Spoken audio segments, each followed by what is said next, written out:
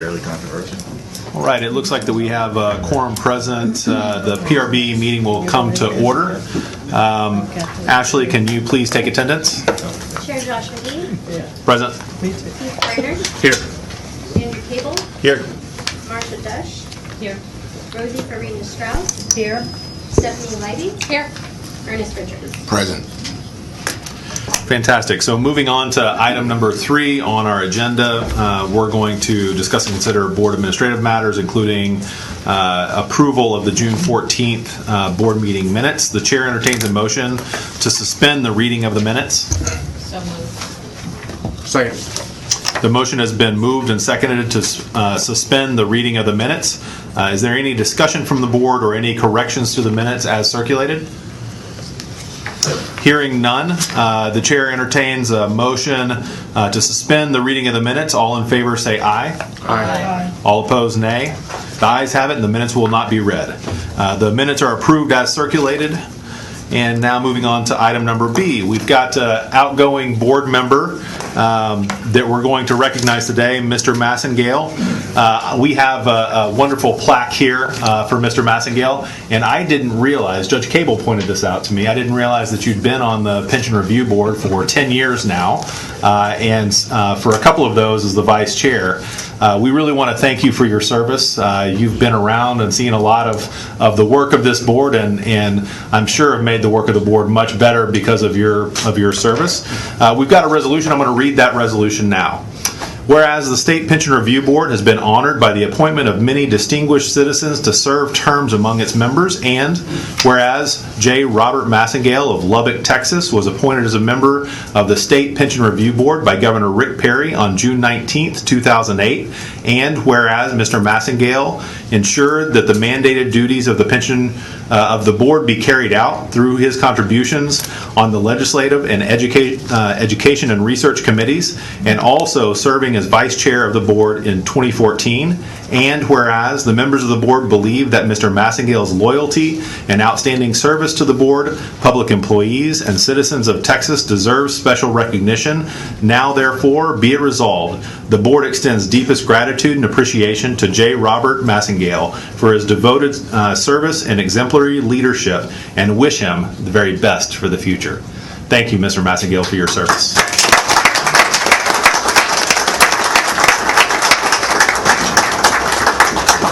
Here, I'm going to take a picture. Josh, we're going to take a picture.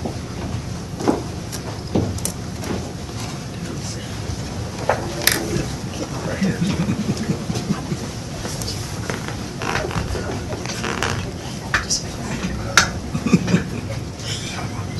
You'll never make it. You'll never make it. Let me say that it's been an honor and a privilege to serve on the board. I've enjoyed every minute of it, and I was lucky to get appointed to begin with. I think it's a great public service to the public employees of Texas, and especially I enjoyed working with the board and the staff, who I have been impressed by with everything that I've seen throughout the 10 years. And I'm very pleased to have been able to do this, and I appreciate all the comments, and wish everybody the best in the future. Thank you. Thank you, Mr. Massengale. If anybody has public comments to make at this time, just come up to the podium, identify yourself, and you can deliver your comments.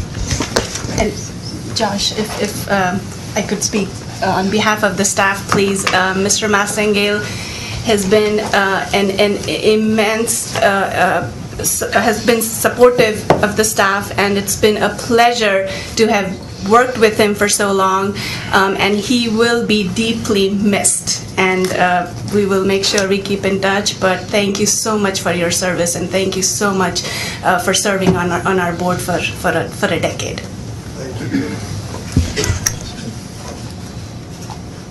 Thank you. Please identify yourself and then. Here's fine. Yes. Thank you. Chairman, members of the board, executive director, my name is Jeff Litchfield. I'm the chief financial officer for the city of Irving, Texas, and it's just funny how the stars line up that I happen to be here today. Several events have shaped my life, and one of the significant ones is Bob Massengale. In 1978, I went to work for the City of Lubbock in their water department. I worked the midnight shift while I went to college during the day. A week before graduation with my degree in accounting, Mr. Massengale asked me to come visit with him and talk me into becoming an accountant. Didn't take much talking, but encouraged me to be an accountant in his office, so I became a fixed asset accountant for the City of Lubbock. My wife was a semester behind me, and I planned to get into oil and gas accounting with a CPA firm. This was in the early 80s, and we all know what happened with oil and gas. He encouraged me to stay in municipal government. He even helped point me into the direction to get some positions. I've worked for several cities in the state of Texas. I've worked for cities in Colorado and in Washington. I've been a city manager. I've been a city auditor, and currently I'm in finance with that. And I think I owe it all to him for encouraging me to stay in a municipal career, and it has been wonderful. I just love serving people. I love getting to do things to help people. And again, I wouldn't be in municipal government if he hadn't taken the time to groom me and to move me forward. So I just want to publicly thank him for that. I've also cursed him a time or two, just so you'll know. Thank you. All right. Mr. Chairman, may I Yes. make a brief comment? I just want to say that, Bob, you have been a source of stability and wisdom on this board, and it's been great serving with you. I've really gotten to enjoyed getting to know you. Thank you. Mr. Chairman, I'd like to make a complimentary comment to him. Bob has been a good friend, a personal friend. He and I have very good intellectual discussions. And when I came here on board, he took me under his wings and showed me the ropes. Very friendly, very intelligent, very professional. Thank you for your friendship. Thank you, Mr. Massengale. With Mr. Massengale's departure from the board, we have a new board member to introduce. Rosie Farina Strauss is sitting down here at the far left end, your right of the dais. Rosie is a citizen of Austin, is retired as an architect project manager after working a combined 26 years with the City of Austin and the City of Dallas. She is a volunteer and deputy registrar and poll worker for the state of Texas, a member of the Literacy Support, and a former member of Support Our Troops. Rosie received a Bachelor's of Science in Architecture from UT Arlington. So we welcome Rosie, look forward to many years of service on the board with you. Thank you. All right, moving on to item number 4 on our agenda. We're going to have a report on the actuarial committee meetings that we've had between board meetings. Mr. Brainerd, can you please take the mic? Mr. Chairman, thank you. I'd like to ask Kenny Herbold to come forward and present the actuarial review of the Irving Firemen's Pension Plan. Welcome. Good morning, Board. If I can direct your attention to tab 2, we have a draft of our actuarial review of Irving Firemen's Relief and Retirement Fund. Just a quick reminder, the plan was actually selected for review earlier in the year, and we would have originally completed the review for the July board meeting, but they had requested a delay. They were waiting on an updated actuarial evaluation. They were selected based on 12/31/2015 information, so they were waiting on an updated actuarial evaluation as well as possibly an actuarial audit. Unfortunately, those were not completed in time for us to include that information in this draft. However, we did get a copy of their 12/31/2017 actuarial evaluation. I believe we got a final copy last week. So I will be discussing some of that and the impact that it has, but you won't see reference to that except for in the executive summary. Excuse me. So the new valuation does lower their discount rate from 8.25% to 7.5%. Their payroll growth rate is lowered from 4.25 to 3.5%, and their inflation assumption was lowered from 3 to 2.75%. So they are certainly made a number of changes that help improve I won't say improve the numbers, but their assumptions are being lowered, which is one of the items that we had kind of addressed. However, the main risk, I apologize, I'm having some issues speaking this morning. Give me 1 second.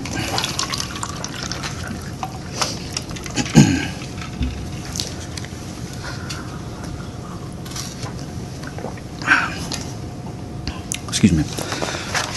Essentially, the risks that we raised in the review, despite the changes to the assumptions, are still essentially the same. So the primary risk that we did raise is they have a significant asset, their drop account. The current account represents approximately 30% of their total assets.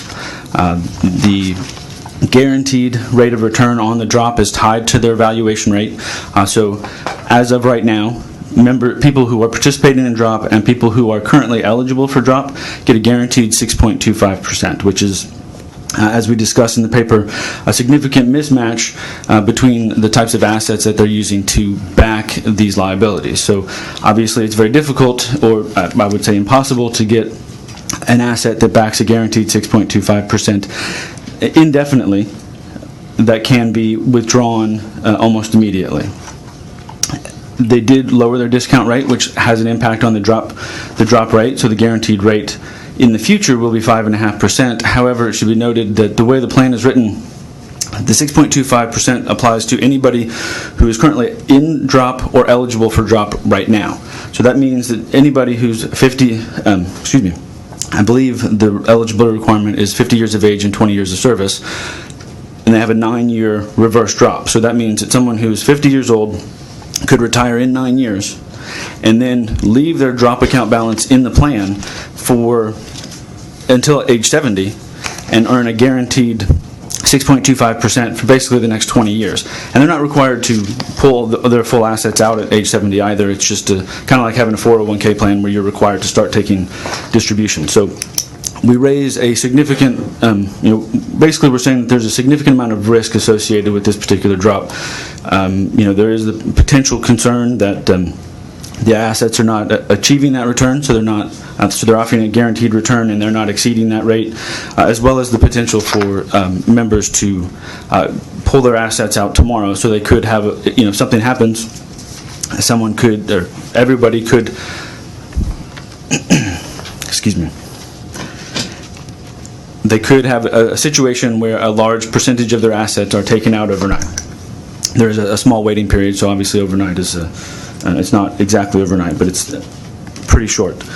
So I would like to direct your attention to, excuse me, I'm not sure why I'm having such an issue speaking today. Page 8. We have a graph that shows the sources of change in unfunded accrued liability. So just to give a quick overview of what this is, your assets and your liabilities don't necessarily move in the same direction. You have expected changes and you have unexpected changes. This graph, the leftmost column represents unexpected changes associated with interest rate movement or asset movement. So if you don't earn as much as you're expected to earn, you have a loss. The second column is contributions compared against the normal cost, which is the accrual for the year, plus your interest on the unfunded that currently existed. Essentially what this is saying is the contributions are not large enough in order to pay down their current unfunded accrued liability. This isn't exactly unexpected given they have an amortization period in the upper 40s, but it is a source of concern. It shouldn't be expected to occur forever as long as all of your assumptions are met, but when you have a very high amortization period, basically that means you're not paying enough, you're not even paying the interest on your unfunded. So, excuse me. The point that we are trying to make in this particular section is that if you look at the graph on the top of page 9, their assumed rate of return, their actual returns over a 10-year period, measured back through basically beginning in 1997. So our first 10-year period ends in 2007. They have not achieved, the 8.25% assumed rate of return that they had. But if you'll notice, where these bars end, they're now at 7.5%, and just eyeballing it looks like 2012 is the only year that they actually met the 7.5% as well. The graph beneath that shows a projection of the funded ratio, obviously with the change to their assumptions. This is going to change some. I will note that while their liability increased, they had a good 2 years. The end of 2017 actually had their assets went up. They're in a position where their market value of assets exceeds their actuarial value of assets. So their funded ratio went from approximately 74% down to about 71 to 72. So it wasn't, with that level of change in discount rate, we would have expected to see more impact on their funded ratio, but given the good asset year, 2 years that they had, that did not occur.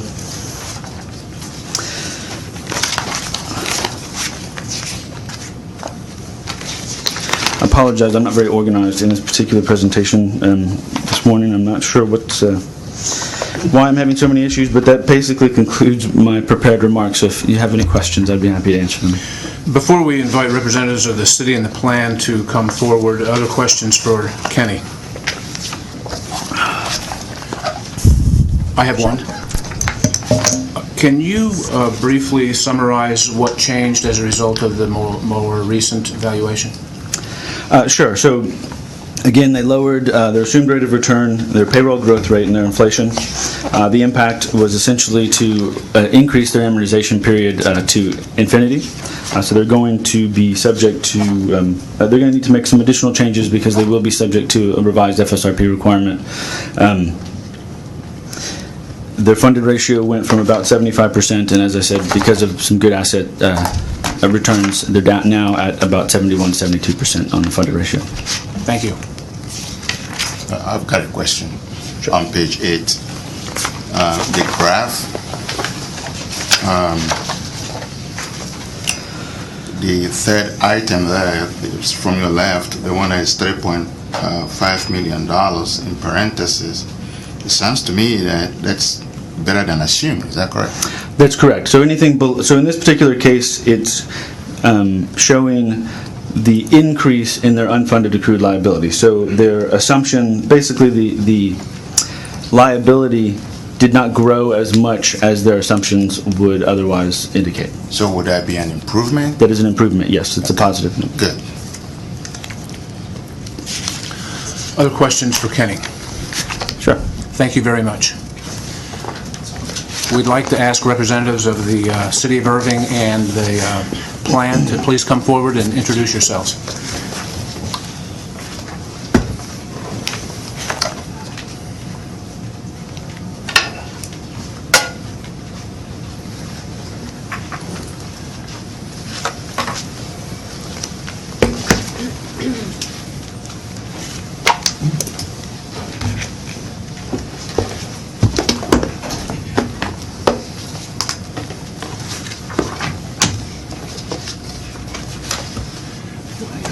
Welcome.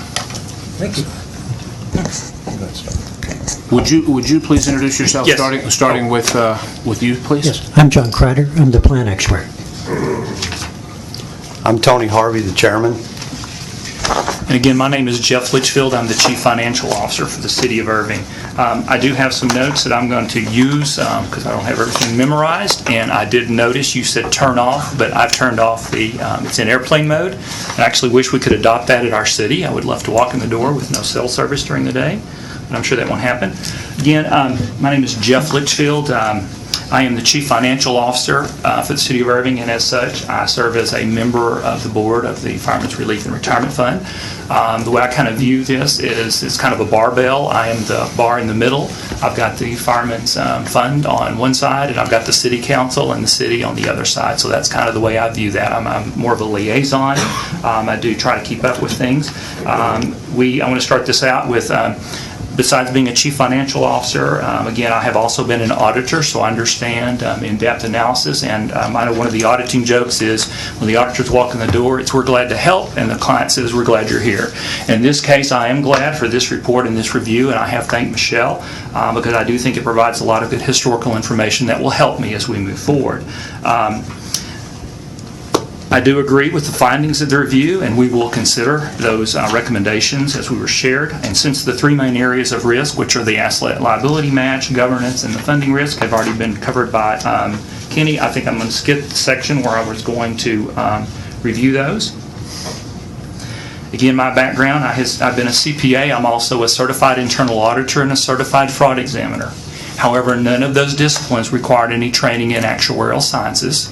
I have been on a pension board before. I was on the Tacoma Employees Retirement System, about $1 billion system, so much more different than the system that I'm working with here. However, I have been on the board for a little over 3 years now, and I have observed the board as well as the actions that they have taken and the actions that the city have taken. I do want to point out that the city pays a lot of attention to its pensions. We're in the Dallas-Fort Worth area, and as you may know, some of our neighboring cities get a lot of attention on pensions. So one thing that I have incorporated in the last 3 years since I've been there is at the end of each fiscal year, whenever we present our financial statements, we do a separate presentation on the status of our pension funds. And about every time a newspaper article occurs, we also do another presentation to our Audit and Finance Committee, which is comprised of our City Council. And because of that, we've shared with them the actions that have taken. As Kenny acknowledged, the firemen, there have been increases in the amount that they have contributed from 10% to 13% since 2011. The city has also increased its contributions from a 15% rate to a 16.75% rate. And based on those, it was our anticipation that whenever we lowered the assumed rate of funding, that we would be in a amortization period of maybe upper 40s to lower 50s. So I was very surprised to come up with infinity. That was a shock to me, and I think to the rest of the board. So that is something that we're going to have to address. I believe what you're expecting is the kind of plans that we expect to incorporate as we move forward. And I can tell you at this time I can't give you concrete plans, but I can sketch out what we think to happen. The next meeting of our Audit and Finance Committee is on October the 17th, and at that meeting I will be providing them information. We will be sharing your report, which again I think is a great report and provides a lot of history. We will also start discussions with them on the next steps that we need to take. Regarding the assumed rate of return, I am concerned. 7.5% is still on the upper end. We've averaged 5.25 over a 10-year period, but what throws me is we had the 2008 recession. We had a period of 27% reduction. And as we all know, whenever you have a large reduction, it takes a much greater increase to even get you back to zero. And I don't know how we focus something like that or we build something like that in a plan. Do we need to have that every 10 years, every 15 years? So again, I don't know if we're too high, I don't know if we're too low, but I want to be very open-minded. I want to fix this once. And again, I want to sidetrack a little bit here and thank you for the delay. I know that messed up your calendar, but if we had based this on the 2015 valuation report, we would not have known infinity was coming, and we would have probably made changes that we would have made again. So I know it inconvenienced you, but I really think it's going to help the city of Irving as we move forward. So after we visit with the City Council, I'm sure we'll get direction from them. It would not surprise me if they go ahead and set up a separate subcommittee to work with the fire board.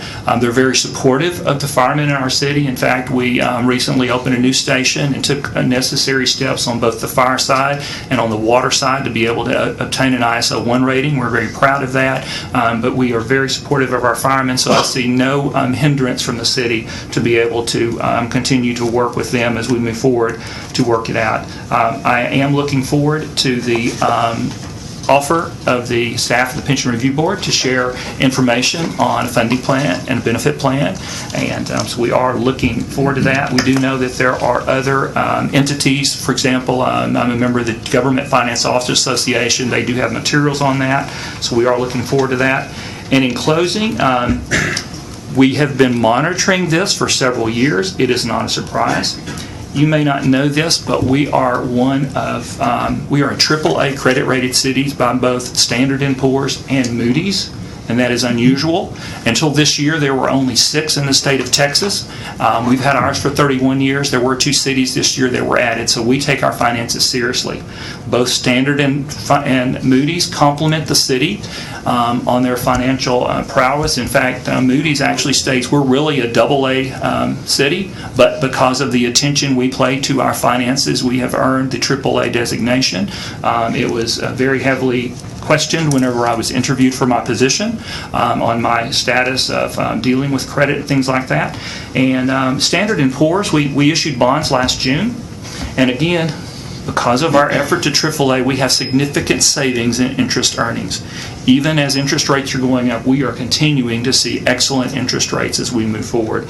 We're also doing things, I know this is off the point, but we are doing things to cash fund a lot of our capital so we don't have to borrow as much money. So again, that's why we receive such high ratings. But I'm going to quote to you from what Standard & Poor's did. They gave us our AAA rating, but we were on a negative watch.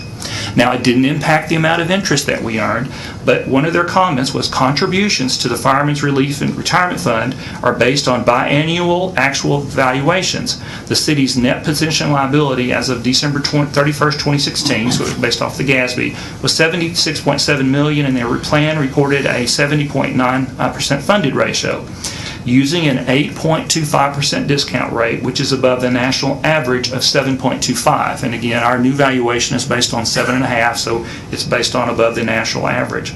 Other assumptions, including amortization and mortality, are also aggressive.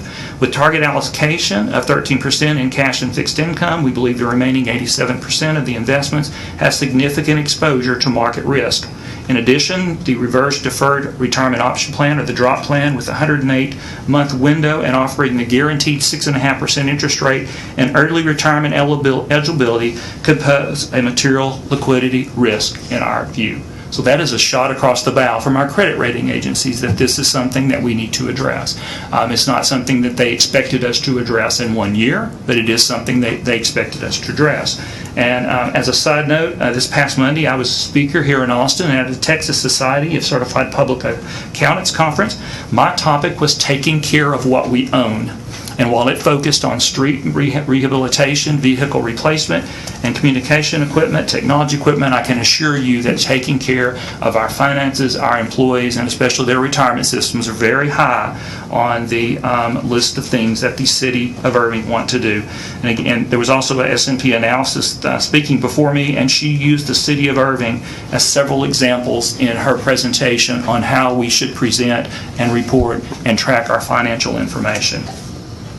So with that, I hope what I've shared with you is that the City of Irving, we are very financially astute. In fact, I've been fortunate. The city manager we have right now, I've never had a city manager that understands governmental finance as well as he does. It saves me a lot of time having to explain things to him because he gets it, and I'm very thankful for him. He offered to come down today to clear his schedule and come down today, and I shared with him that I thought I could represent him because we do have obviously a lot of other things going on in the city. So that, again, hopefully I've instilled some confidence. We know what we're doing. We know this is a financial matter. We are good at attacking financial issues, and it will take us a while to lay out our plan. We expect to use consultants. Again, the first thing I want to question is the validity of the assumed earnings rate. I also want to look, we added 51 firemen as whenever we added that fire station, and we've also added, I think, 9 for a new medic, and I need to see for sure how those impact the plan. Whenever you add 50 folks to a population of a little over 300, what is that going to do in the long term? So I don't know if you have any questions of me or if you want me to turn it over to our Chair, Attorney Harvey. Mr. Litchfield, Yes, thanks sir. very much. Before we get into questions for Mr. Litchfield, Mr. Harvey or Mr. Kreider, do you have prepared remarks you wish to give? I do. Please, Mr. Harvey. The intensive actuarial review, it didn't catch the board off guard. We have seen the proverbial train coming for some time. Speaking on behalf of the firefighters, I feel that we have aggressively tried to combat this issue since 2011, as Mr. Litchfield talked about. Our firefighters have increased their own contribution some 30%. The city has also stepped up and increased their contribution some 20%. What Mr. Harbold identified is the drop being the big risk with our fund. We do agree with that based on the fixed interest rate. However, with past professional advice, we were under the impression that we could not change that for any member that was eligible because of the state constitution vested benefit. So we did not take action to address that. However, there's been recent court cases in Dallas. We're waiting on a Supreme Court decision now, or they've agreed to hear it, that allows that interest rate to be adjusted. So we are waiting on that. We also have been waiting on our evaluation to see what measures we need to take moving forward. We'll say that we did have an election, a Tier 2 election a couple of years ago that did fail. It did address the length of the drop, the interest, and a few other factors. We presented that to the firefighters, and that did fail. But I would like to throw myself under the bus in that case because it was lack of education on our part. We thought that our firefighters would vote favorably for it. I was surprised that it did fail because of someone they have never met. It would be for new entrants into the plan, new hired firefighters. So that did fail, and it was, I take full responsibility of that for lack of educating our members. Since then, we have had several station meetings. We have 3 active firefighters that are members of the board, and we have taken upon ourselves to have informal station meetings, letting them know that what will be coming is another vote, a second tier to address some of the issues that were raised in the actuarial review. Again, many of the items did not catch us by surprise, and many of the suggestions that are made, we were already fully aware of those and plan on addressing those. We anticipate, now that we have our new evaluation study, we anticipate putting together a new plan document that the membership will be voting on for a second tier to address those things. And again, I want to reiterate that we're also waiting to hear if the Supreme Court makes a decision on the fixed interest so that we can lower it for our current members who are eligible and those who have retired. Again, addressing that issue, we did institute the 70.5 rule on the drop just based on IRS guidelines because we simply felt like we did not have the staff to work out the required minimum distributions, and we felt that since we were a tax qualified plan that we did not necessarily want that in our office. So we did have a 70.5 rule where the members had to liquidate their assets or roll them at that time because we didn't want to deal with RMDs in that aspect. However, coming out of 2008, I don't have to reiterate what happened there, but we did have some significant years where we had some significant rates of return, 21%. So we took it back to the membership that we thought it would be prudent to take advantage of those higher years that we paid 6 1/4, that we would let the member keep their funds basically in there till perpetuity. And however, we're seeing now that it's this living document, our plan document, that through the experiences that we've had, it's been detrimental to allow that. And we now know and realize and understand that the duration of that drop has created a problem, and I would say secondary, the interest or the fixed interest has created a problem for us. But I believe that our members know this is coming. We've also been anticipating having this meeting to help us in educating our members in the fact that we're being called before the state to address issues within our plan document.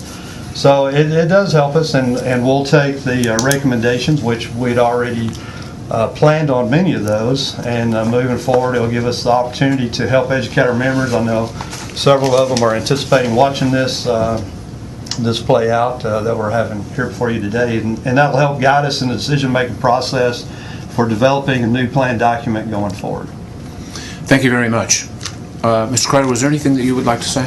Really, it's been covered very well. I will talk about 1 or 2 items. Please.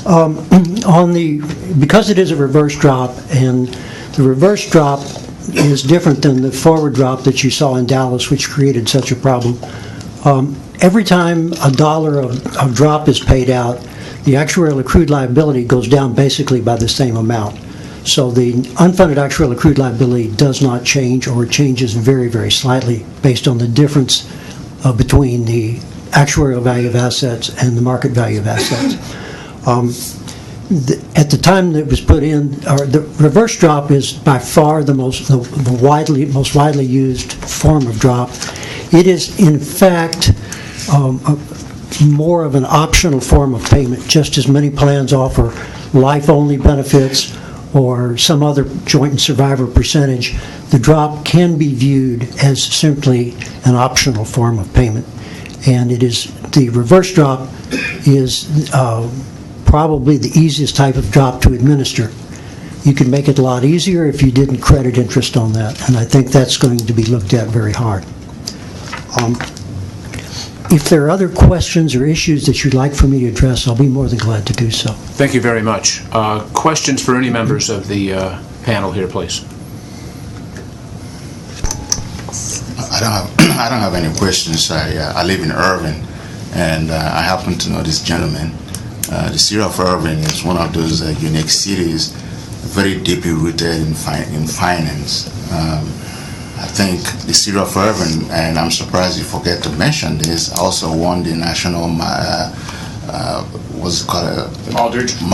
Yes, which is the highest award that the city receives for good business practices. And if I want to draw your attention to page 8, again, with regards to the graph, this is a very good, if you look at it very carefully, the growth of liability has actually slowed down significantly. So I think the city is heading in the right direction. It's showing that the 3.5 million and the 5.6 is actually better than assumed. So the growth and the rate of liability is slowing down as a result of some of the changes they're implementing. I don't have any questions. Thank you. Mr. McGee. So thank you for coming today. That was a great presentation. Really appreciate your dedication to addressing this problem, and really appreciate the steps that have already been taken.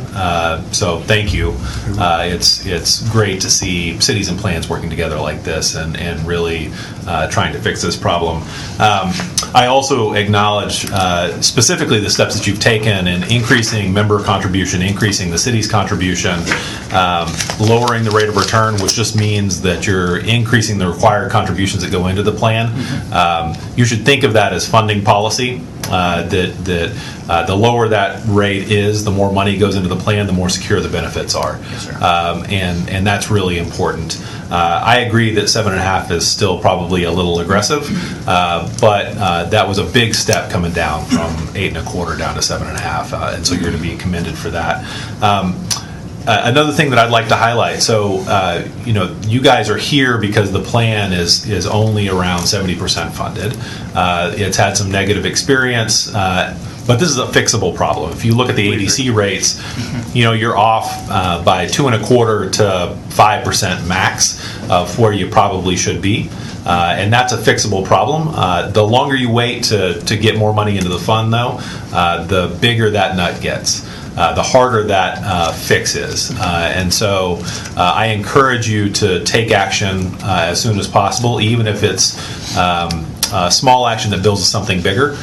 Just stay on the path that you're on and make changes to get more money into this plan to secure the benefits.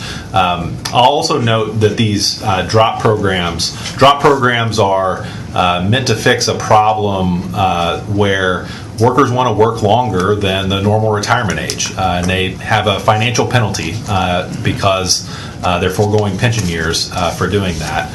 Drop programs are not necessarily a bad thing. They can be structured well. It's a fix on a system that doesn't support workers across their entire life cycle. So I don't know that, at least me personally, I'm not anti-drop programs, but they need to be structured in such a way that they do not create a financial hindrance to the fund, and they need to be focused on that particular goal. If there is an above market guaranteed return there. If people can perpetually participate in a drop, then it deviates from the purpose of drop and can be a hindrance to the financial viability of the plan. Of course, you've acknowledged that the drop that your plan has currently is a danger, is a risk. And that's because two things. So people can participate into perpetuity, and there's a guaranteed rate of return that's above market. And that has resulted in the drop program being a drag on the fund, and because it's 30% of assets now, creating some significant liquidity risk that's hard to manage around. Yes, sir. And so those things need to be fixed. Our recommendations here are saying fix those financial issues with the drop. We're not saying, you've got to eliminate the drop. The drop helps you retain workers past normal retirement age, which is generally a good thing if people want to work and the city wants them. Yes. So let's go ahead and fix those key issues. If you need help kind of honing in on exactly what those are, our staff is willing to help with that. But I appreciate the steps that you've taken. You guys are on the right path. Stay on it. I think this is fixable. Josh, may I make a comment? Absolutely. Mr. Litchfield, you made a comment earlier that you would be using consultants trying to help you figure out next steps, and in particular thinking about what risk is embedded in that 7.5% assumed rate of return. I would suggest that as you hire a consultant, you might be looking at doing a stochastic forecast, a Monte Carlo simulation, where you do some anticipation of payouts of the drop based on raising interest rates. So as interest rates start going up, people may feel they have alternative places to put money. And so, between your investment consultant, if you use one, and an actuarial consultant, I would think that you could do a stochastic forecast and really see what your expected rates of return are in a stochastic model. Yes, fully agree. Fully agree. Thank you. Other questions for the panel? Is this the only state agency where we talk about stochastic modeling? And I have a few we will questions. do Monte Carlos and others because it will be a full range of analysis, because even, for example, if the drop interest goes to zero, people aren't going to leave their money in the fund. What does that do to the cash flow? Okay. Mr. Litchfield. Yes, sir. Does the plan employ an investment consultant? Yes, it does. Who is that? Tim Sharp and his group. Thank you. Mr. Kreider, how long have you been the actuary for the plan? Since 1988. Thank you. And Mr. Litchfield, you read an S&P Global statement about the city that referenced the pension plan and the potential liability of this plan. Do you recall when S&P Global made that statement? June of 2018. So Then our most recent. Yes, in fact, it was actually on the last day before we were going to receive the rating, because we provided a lot of information to them in our presentation, because again, we are very forthright in our presentations, and we shared, and they had some follow-up pension comments, and the day before they were going to issue the rating, I got a phone call to let us know that they had a concern about that in their pension groups, because again, other things that have happened, they're placing a lot more attention into the pensions and even OPEBs and things like that. It's just those unfunded liabilities are a greater percentage of governmental financial statements now. So yeah, thank you. Yes, sir. On page 8 of the staff write-up, it includes the attribution of changes in the unfunded liability from 06 to 15. Mr. Kreider, do you have that? Yes, sir, I do. The change to assumptions that Mr. Richards referred to is a negative, which is a good thing in this case, but that does not include the most recent actuarial assumption. That's correct. Do you know what that 5.6 million figure would change to, were that to include the latest valuation? Let me think here. I sent the PRB a copy of the preliminary report.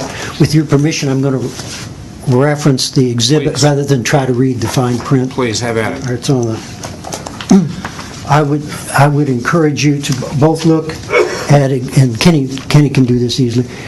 First of all, Exhibit 2 for the current unfunded actuarial accrued liability under the new assumptions, and then under the prior assumptions would be found on Exhibit 7. Okay, you're referring to the report that you have? Yes, the preliminary one that I sent here on September 17th. Okay. Members, we have not included that as part of the We meeting. don't have that yet, sir, but we'll look forward to getting that. But- Okay. So do you know off the top of your head what the change in the unfunded liability was as a result of the reduction in the investment return assumption? Let me see here if I can drag it. While you're looking, I want to ask Mr. Harvey a question. Mr. Harvey, are you a firefighter? I am How long have you been in service? 29 years. Thank you for your service.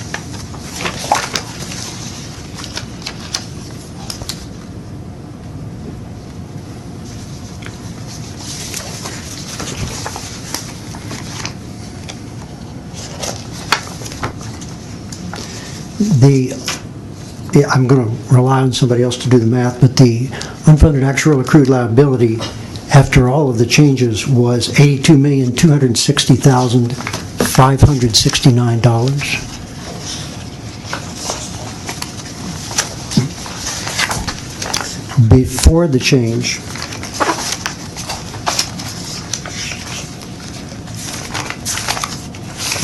It had been 72 million. Did you just say 82 million?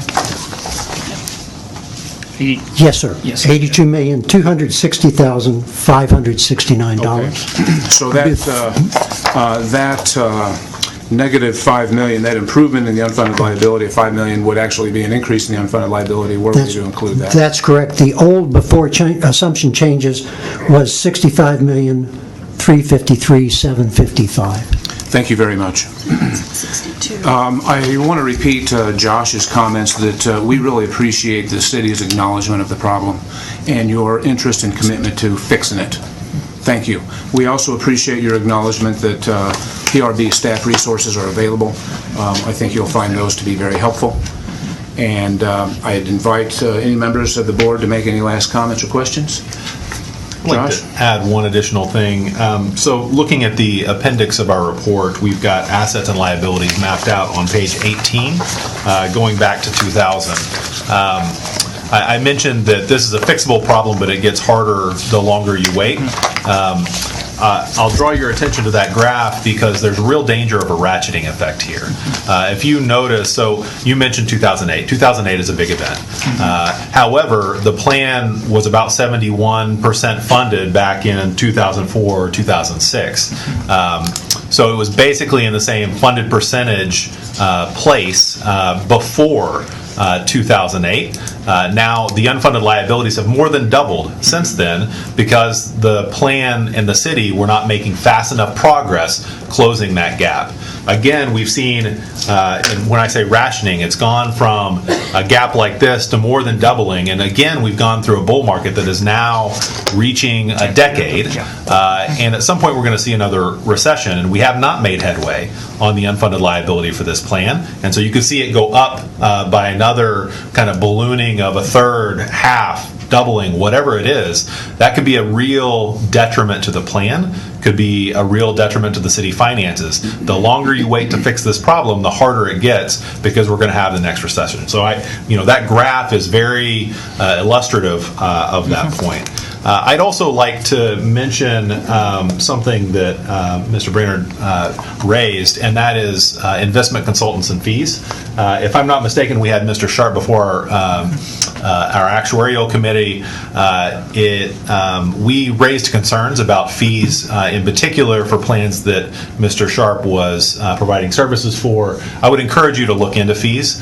I noticed that your asset allocation was pretty heavy on alternatives and real estate. Looked like it was above 20% in those two. And so please take a strong look at fees and asset allocation there. Mr. McGee, may I address that very briefly? That is a problem, and you're exactly correct. With respect to the Irving Fund, it was not as severe as some of these smaller plans. I have one more question. How long has Mr. Sharp been the investment advisor? Since 2001. Thank you. Sorry. How often do you bid that service? We have not gone out for our RFP since I've been on the board for 14 years. And how about the actuarial service? How often do you bid that? We are anticipating going out for our RFP because Mr. Crider is retiring. So we have not gone out for RFP since I've been on the board. Thank you. Other questions from the board? Comments from the members of the panel? Keith, Please. At NASRA, by chance, do you folks have model RFPs that a public entity can use for the bidding of either actuarial or investment management services or even administration services? We have RFPs. We would not dare to tell any of our members that these are model RFPs. Oh, okay. But we would be happy to make them available to the staff, to make them available to others. I have furnished a model, I have furnished an RFP for actuarial services to the Irving Fund a short time ago. Thank you.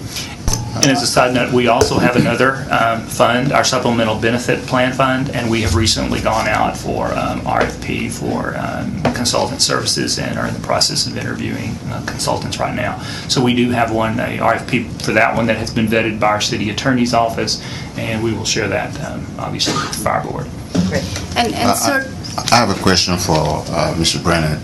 With regards to the RFP that you suggested, what would be your recommendation for how often consultants should be changed? 3 years, 4 years, 10 years? I don't consider myself qualified to really answer that question, but I do think that it's good policy, depending on the type of service, at least every 5 or 10 years to bid it. and go ahead. Other questions? Did you want to say anything, Anu? I just wanted to add that we can certainly, since we provide technical assistance to other TELFRA systems, and we are aware that there are other TELFRA plans who do issue RFPs or for their consultants on a fairly regular basis, we can reach out to those systems and hopefully get Irving Fire connected if they have good RFP process in place. Great. Actually, my staff's working on some of that as we speak. Thank you all very much. Okay, may I have a closing? Please. Okay. I have spoken before a lot of boards, and I don't know if I've ever had as much eye contact as I had from you folks in listening today, and you don't know how I appreciate that. It was a drive down, it's going to be a drive back, but y'all are engaged, and I appreciate that. Thanks for saying so.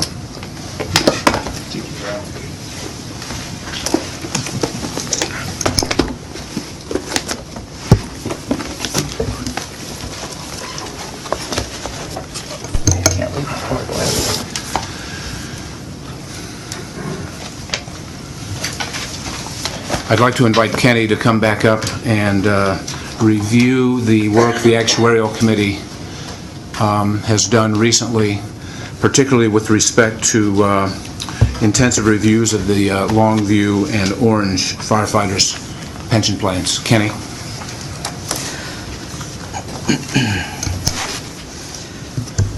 Thank you. If I can direct your attention to tab 3A. At the most recent actuarial committee meeting, we reviewed Longview Fire and Orange Fire. Tab 3A has Longview Fire's review. We noted that Longview Fire has a fairly good working relationship with their city.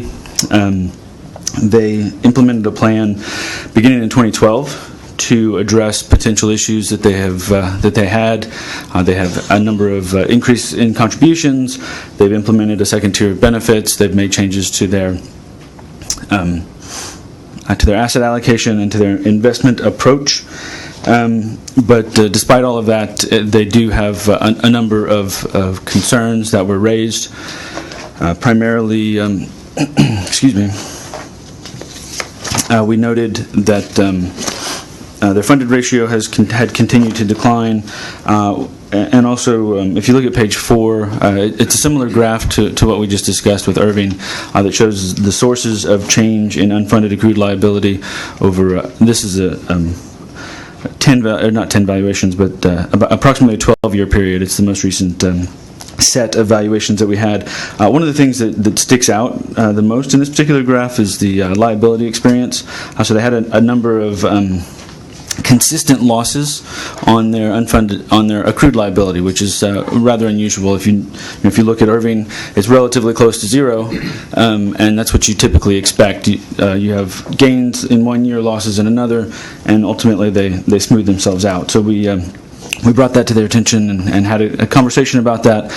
They did have an experience study done in 2016, made some adjustments to their accrued liability because of it.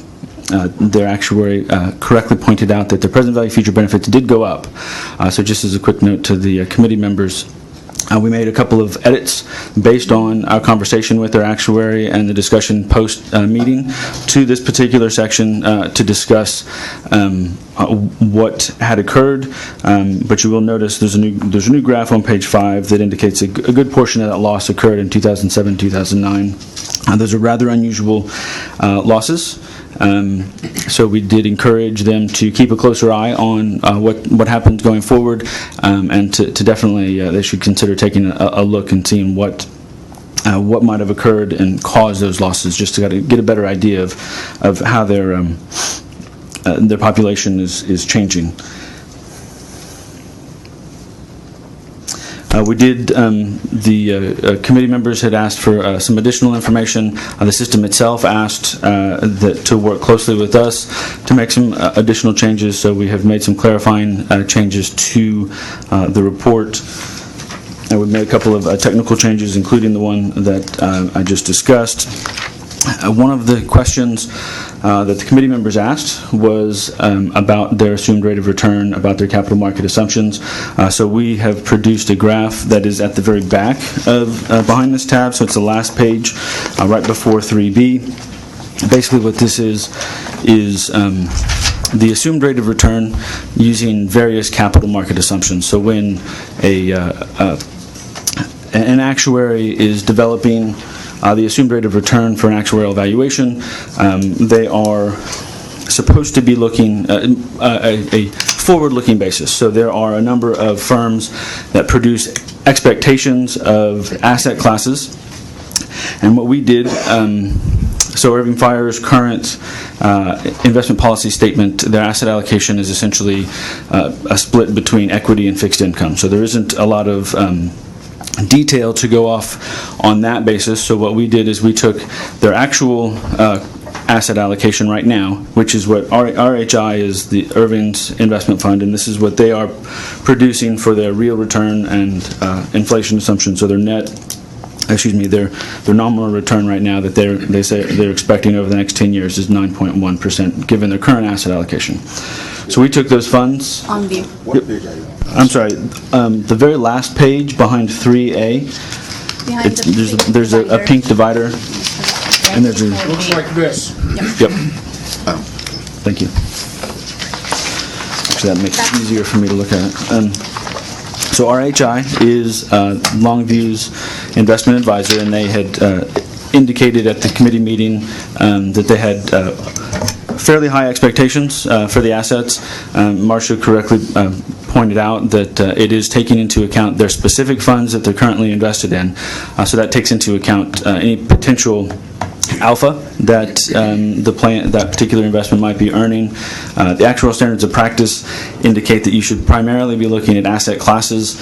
You do have the option of taking into account improved investment manager performance, but it's one of those things that, generally speaking, you look at just the asset classes that they're invested in and that they are expected to be invested in over the time period that you're analyzing. So the committee asked us to take the RHI's projection and compare that to other capital market assumptions that are out there. And so what we've done is we've picked 4 that are over approximately the same time period. So they're all approximately 10 years. You'll notice that JP Morgan's, they say it's 10 to 15 years. The first one that we show, Horizon Actuarial, is actually it's an actuarial firm that surveys the investment advisors for the clients that they work on, and so that covers approximately 34 different firms. So this is a composite in their average based on those that survey. The others are individual investment firms that put out capital market assumptions. And so again, what we did is we took their current asset allocation and applied it to the capital market assumptions that these firms produce, and we have the expected rate of return over the next approximately 10 years for the plan, just to provide a comparison. Thank you. Excuse me. Sorry. Just to clarify for members of the board and the public, what you're showing here is that RHI, who's the investment consultant for Longview, and also did Irving say that it's there? No. So I apologize. They were Irving and a number of other plans in the state. No, Tim Sharp is the Irving's investment advisor. RHI is Longview's. Right, Tim Sharp used to be Longview's investment consultant, and they recently changed consultants, and Okay. RHI is the new. Thank you. So RHI is saying, based on their clients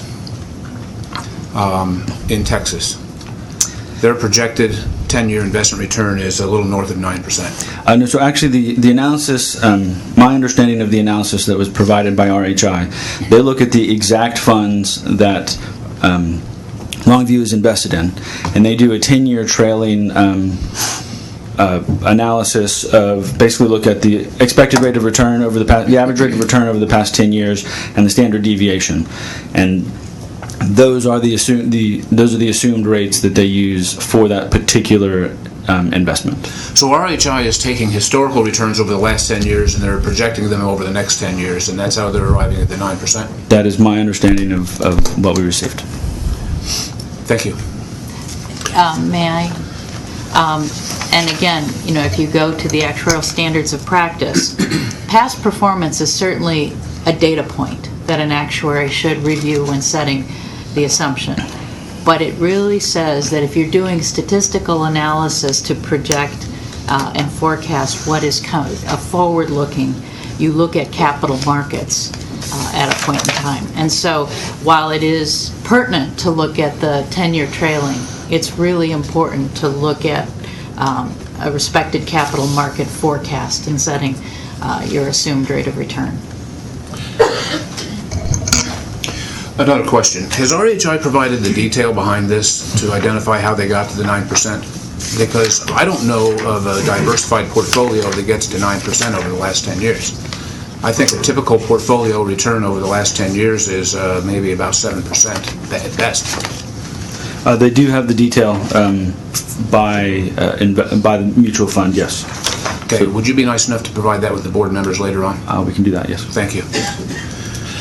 Was there more that you wanted to say about Longview? Can I ask a question about Mr. this McGee, particular- please. So, looking at this graph, RHI, of course, looks very out of line with the other forecasts. I'll note that Horizon Actuarial is an actuarial firm that's a composite. They include things that probably look like RHI. I've reviewed their composite. The kind of true forward-looking are the three on the right-hand side of this. And you'll note that the highest one there is 6.5, way below RHI's 9%. And that's a big deal. Are we including this in Longview's report? At the moment, it is not included in there. I would very much recommend that we include this graph. Maybe we make some clarifications on the graph that RHI is the investment advisor for the fund, and maybe we highlight the difference between RHI and some of the other forecasts in some way, just to make sure that it's very, very clear how big the difference is here. Because it's pretty substantial. I question whether we should include Horizon Actuarial just because it's a composite, we don't know what's behind it, whereas the other firms are doing their own. We know that each of those firms is doing their own forward-looking, whereas I think that Horizon Actuarial includes some stuff that looks more like RHI in it. I don't know the details of all of the investment advisors that Horizon Actuarial is surveying. My understanding is that they are requesting forward-looking assumptions. They put out a paper explaining kind of how they get to everything, but we can choose to include whichever ones you want. I would say respectfully that I've seen the Horizon Actuarial Composite, and it's pretty good. It includes these three that are on here, as well as a number of other blue-chip recognized investment consulting names, and I think that they're sufficiently valid to include. The other comment that I would like to make is, I think you've noted early in the study that this plan has a negative cash flow before you consider investment returns. And so even if you're projecting rates of return on current assets, you're not taking into account that some of that investment return is going to be used to pay benefits,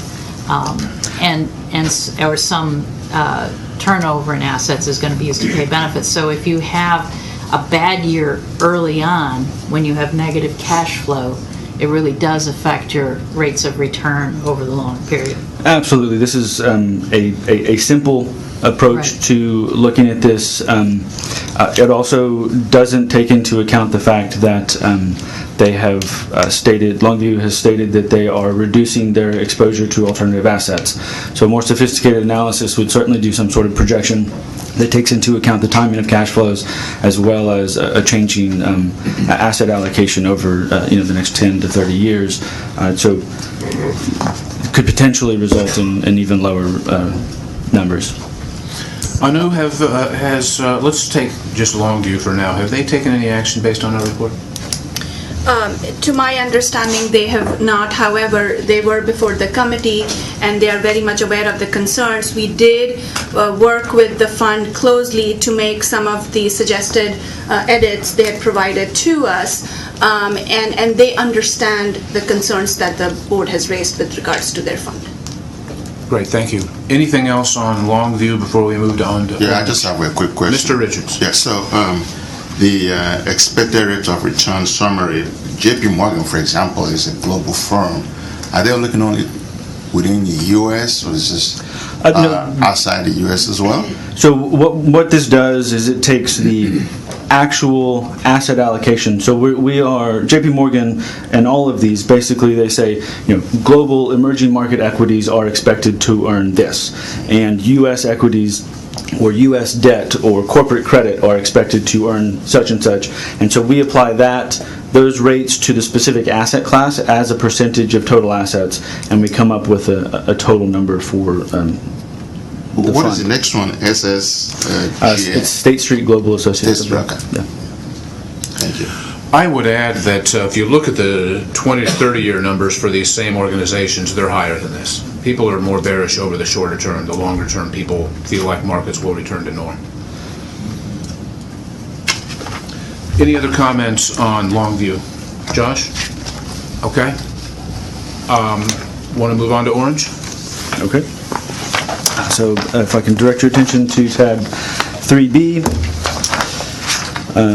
Again, Orange was reviewed at the September Actuarial Committee meeting. Orange is very similar to a lot of the other funds that we have discussed in the past. They have a funded ratio that's currently sitting around 50%. They did submit a revised FSRP recently that included a number of contribution increases that brought their amortization period down to the high 40s. I believe it's right around 47 years right now. One of the things that we highlighted in their particular review was their investment return assumption, or their actual returns have not met the assumed rate of return, which is fairly common among most plans at this point.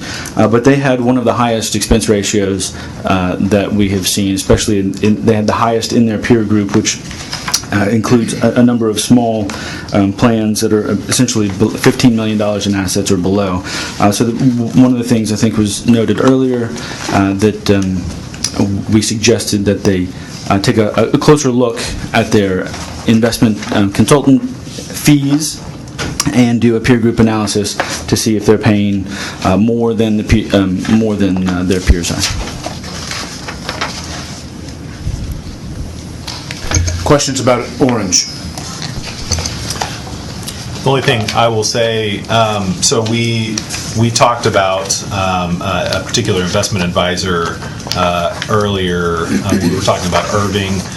If you look at the peer group comparison on page 24 of our report, you can see here that Orange has an expense ratio as percentage of assets at around 1.38%, which is really high. I believe that same investment consultant that we discussed earlier, Tim Sharp, Services Orange, and many of these plans that have expense ratios in this peer group that are the highest. And so this is an area where I think this board should keep a close eye. These plans that have expense ratios that are well above 1 that should put additional scrutiny on their consultant fees, in particular their investment consultant fees. This takes directly from the plan's return, directly from the assets of the plan that could be available to pay benefits, and we're just not seeing, if you look over at the first column of this table, we're just not seeing the performance to justify in any way, shape, or form that kind of expense ratio. So would encourage this plan and all plans that are kind of in this same boat to really take a close look at this. I said in the actuarial committee meeting that for me, best practice is to get that fee ratio down to around 50 basis points instead of above 100. If you look at public plans in the U.S., this expense ratio is right around 50 basis points, a little under. And that is what our plans, I would recommend personally, our plans shoot for, and this is way above that. Yeah, I would echo everything that Josh just said. I could not agree more, and I think it's incumbent, or it ought to be incumbent on each of these plans to ask their investment consultant to justify these additional fees that they are charging. Other comments or questions on Orange? Anu, has Orange made any changes as a result of our report? Mr. Vice Chair, thank you. Yes, we do have an update from Orange Fire. They recently had a board meeting and they shared the minutes of the meeting with staff.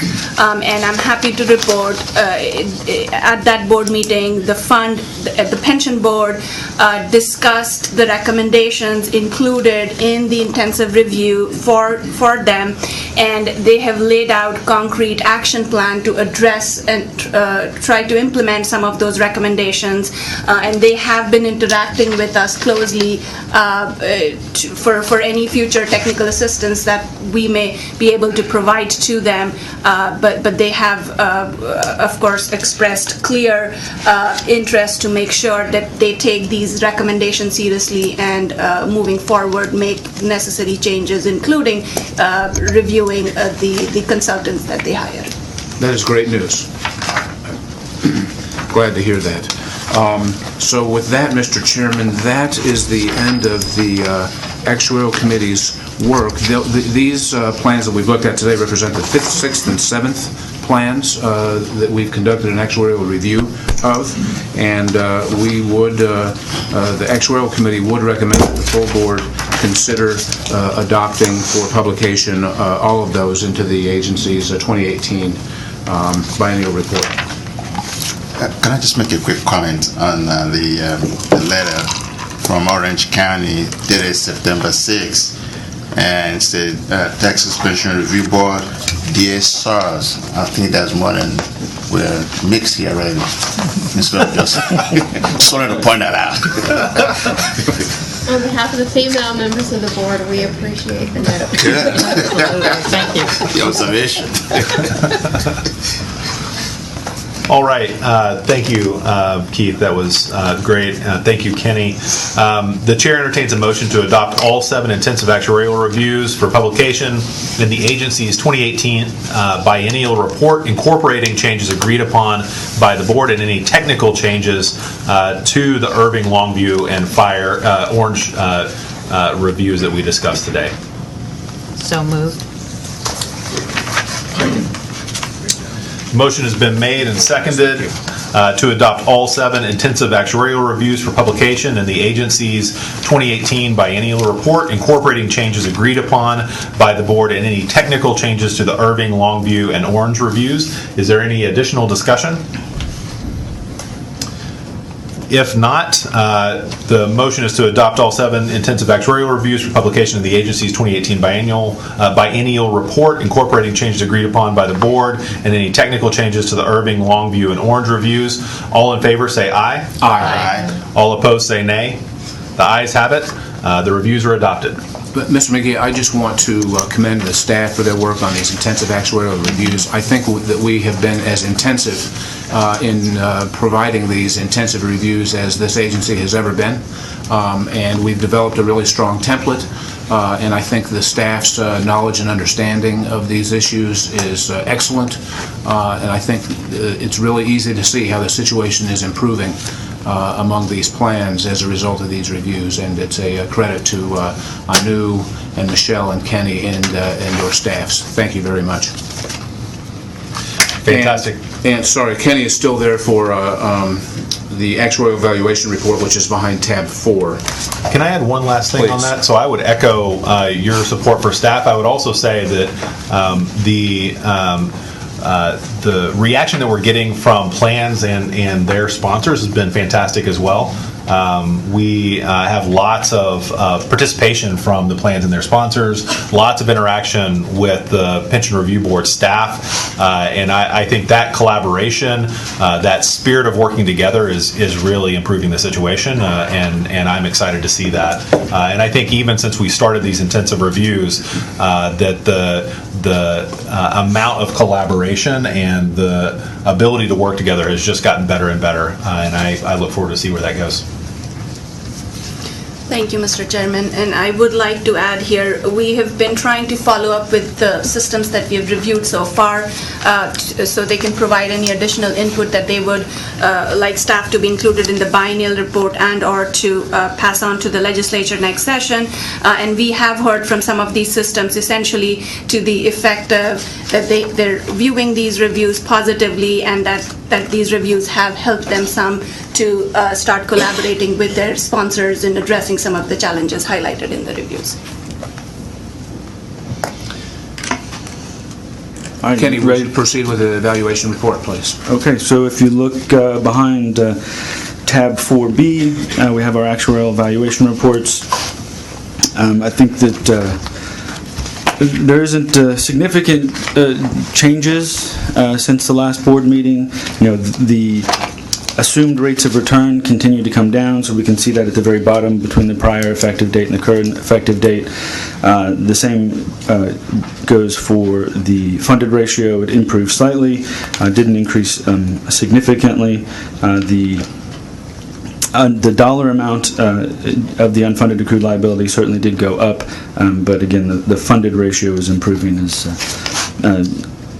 as we go from the prior valuations to the current valuations. I will note we have 99 plans, so that's an increase of approximately 7. We have six. I can't count today. We have 6 new plans that are included that we don't have a prior valuation for. Those are highlighted on the additional reports. They're highlighted in yellow so you can see who they are. For the majority of them, they are members of Texas Hospital Association, which is I will actually speak again about related to the asset pooling paper, but they're basically a local trade group that does some investment administrative services. We also have Brownsville Navigation District. I will point out that these are not new plans. They are new to us in the fact that they have just recently registered with us. They were not new plans like Woodland Fire was recently formed, and then we added them, I don't know, maybe about a year ago. But so these plans have been around for a little while. We just found them recently to get registered, basically. And I don't have any additional prepared remarks, so if anyone has any questions, I'm happy to. Questions on the address them. actuarial evaluation report? Thank you. Interesting to see the new additions. It'll be interesting to see if there are any others out there that we have yet to discover. On to item 4E, update on TRS of Texas investment return assumption change. Sure, I don't have a whole lot of prepared remarks on this, but I will direct your attention to slides 9 and 10 of the presentation that has been included. So this presentation is one that Brian Guthrie, the executive director, gave at a recent board meeting. It includes some of the analysis prepared by their actuary. They chose, on page 9, they chose option 2, so they lowered their investment return from 8% to 7.25%. And here you can see the impact that it had. Their unfunded accrued liability went up from 35.5 to 45.9 billion. Their funded ratio dropped. This is, and I should say, these are all estimated as of 8/31/2017.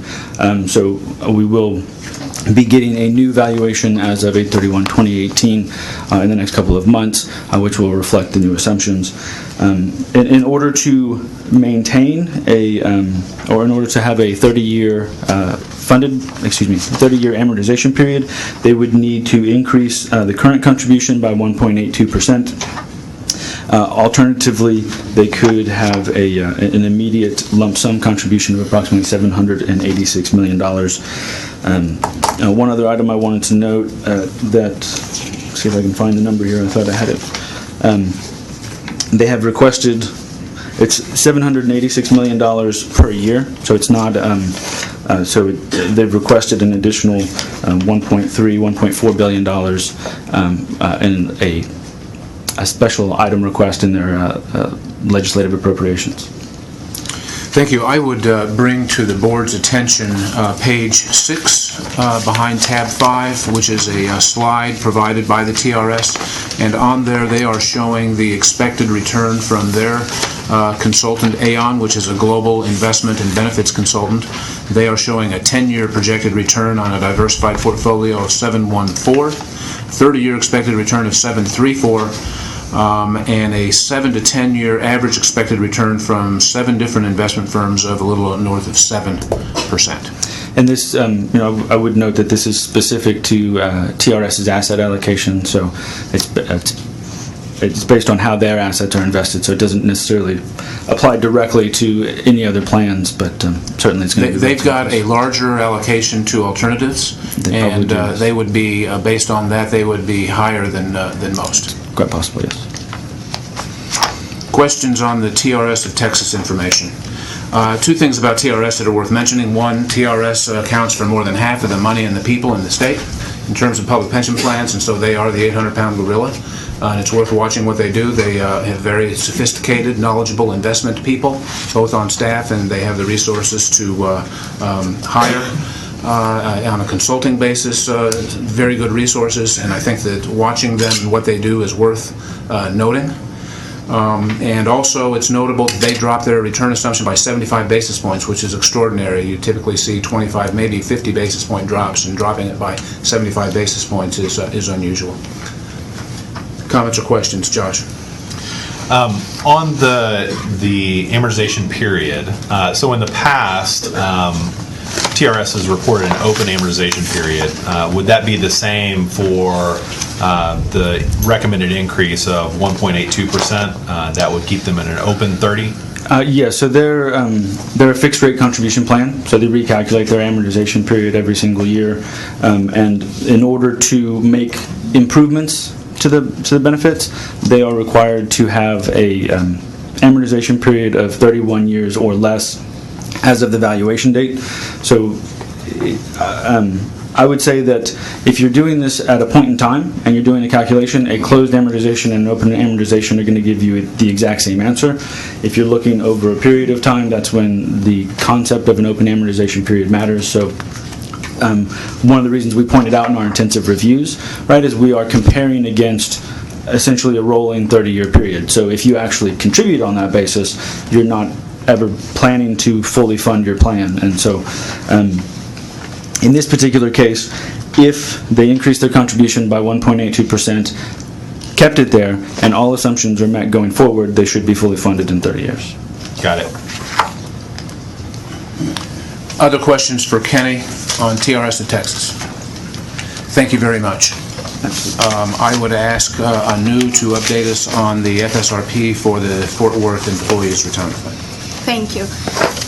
With regards to Fort Worth, as you would recall, members, at the June board meeting, the system as well as the city did provide a timeline essentially for the city council to vote on the proposed pension reforms.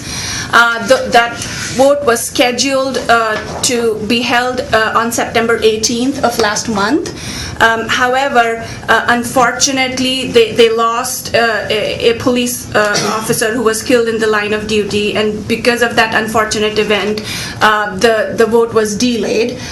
We don't know if they have not chosen a new date to vote on the pension reform proposals. However, the city has informed us that they are trying to schedule that vote again sometime before the end of this year.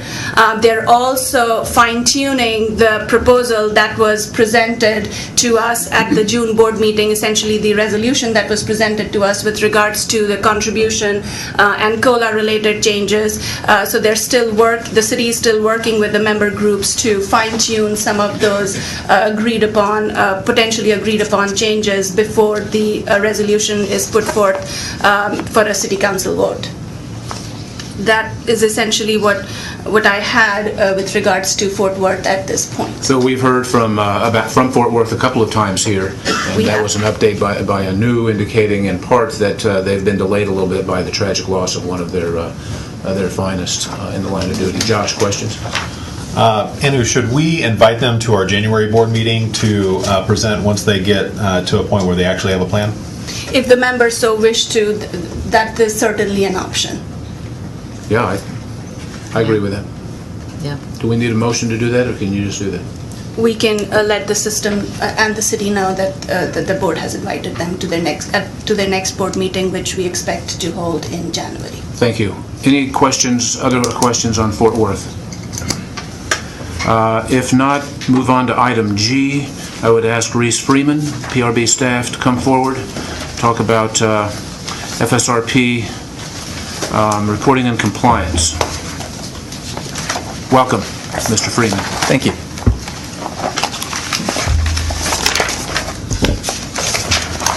And I should say he's joined by Ashley Rendon of the PRB staff also.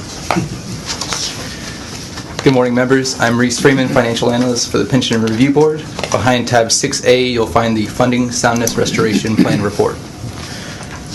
First off, we have a summary of Galveston Fire's FSRP, which was received in May and reviewed by staff in June. It includes increases in employee and city contributions, as well as a $1 million lump sum payment from the city. The restoration plan also discontinued automatic cost of living adjustments for members not yet retired as of March 1st, 2018. With the changes made through the FSRP, Galveston Fire's amortization period decreased from infinite to 25.3 years. Reese, is that to say that anybody, all active members, when they retire, they will not receive an automatic COLA? That is what the FSRP says, yes. But the COLA was not modified for those who already are retired? Correct. Thank you. On the next page, we have systems immediately subject to and systems at risk of an FSRP. In the first table are the 4 plans with an FSRP due. For 3 of these systems, this will be their second restoration plan, as their latest AVs showed that the initial FSRP did not do enough to result in lower amortization periods. We are expecting University Park and Harlingen Fires revised FSRPs later this month. And we have recently contacted Wichita Falls Fire about their revised FSRP requirement, which is due in February. The next table contains systems at risk of an FSRP. These are plans whose AM periods have increased above 40 years in their latest AVs. Amarillo Fire is the only new plan added to this table since our last board meeting after submitting an evaluation of an AM period of 43.5 years. If there are no questions, I'll go on to the next page. Have any come off? Any come off of this? No. Thank you. Not since the last board meeting.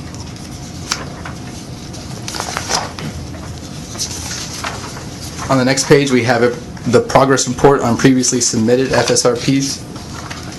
Shown here is a list of plans working towards the 40-year AM period requirement. While there are 3 plans on this page with AM periods below 40 years, these plans have FSRPs showing analysis of plan changes that produce an AM period of less than 40 years, but they have yet to submit an actuarial evaluation since the FSRP showing this reduction. And as you'll notice, Irving Fire is on there, and they will be required to submit a revised FSRP to us sometime next year. There were no FSRP plans that submitted an AV with an amortization period of less than 40 years since the last board meeting, so we have omitted that part of the table from this report. The previous 2 were Lufkin Fire and Sweetwater Fire. Following the FSRP report is a copy of Galveston Fire's revised FSRP. And if there are no further questions, I'll move on to the next item. Questions about Galveston or preceding items that Reese has raised? Please. All right, behind tab 6B is the Public Retirement System Compliance and Reporting. As you can see, there are 99 total plans currently reporting for compliance, compared with 93 from the previous board meeting. In the following tables, since our last board meeting, there are still 2 plans that have been non-compliant for more than 60 days. Total net assets have increased by nearly $10 billion.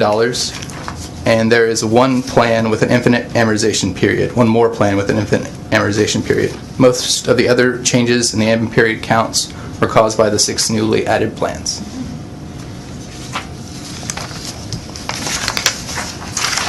Right, on the next page, we still have Nacogdoches County Hospital District Retirement Plan and Northeast Medical Center Hospital Retirement Plan on the 60-day non-compliance list. Ashley Rendon will give you an update. Okay, good afternoon, members. Ashley Rendon, Management Analyst. So for this, when we prepared this report, we did have the 2 plans still on this list that have kind of been on the list for a while.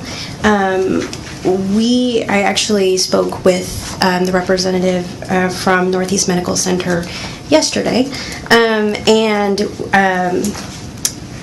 though they did not attend, we did have them specifically on the agenda for today. There was a vote at the last board meeting to put them on the agenda since they have been non-compliant for several years. She did forward me their final audit, so we do have their 2017 audited financial statements, and as well as all the rest of the reports that they would need to be in compliance for 2017. Their fiscal year ends the end of June. And so she did let me know that they are working on an RFP to get the next audit for 2018 finished and sent in before the end of January, which is when their compliance, their due date is, excuse me. Are there any questions on? Questions for Ms. Rendon on Northeast Medical Center. Is this the first we've heard from them in a long time? It's been a while, yeah. So this is progress? Yes, definitely. And we have been working with them for quite a while. We've been in almost nearly constant contact with them. I think the biggest problem was just getting in touch with and also explaining what exactly we needed from the plan. They're a frozen and closed plan. Frozen and closed, excuse me.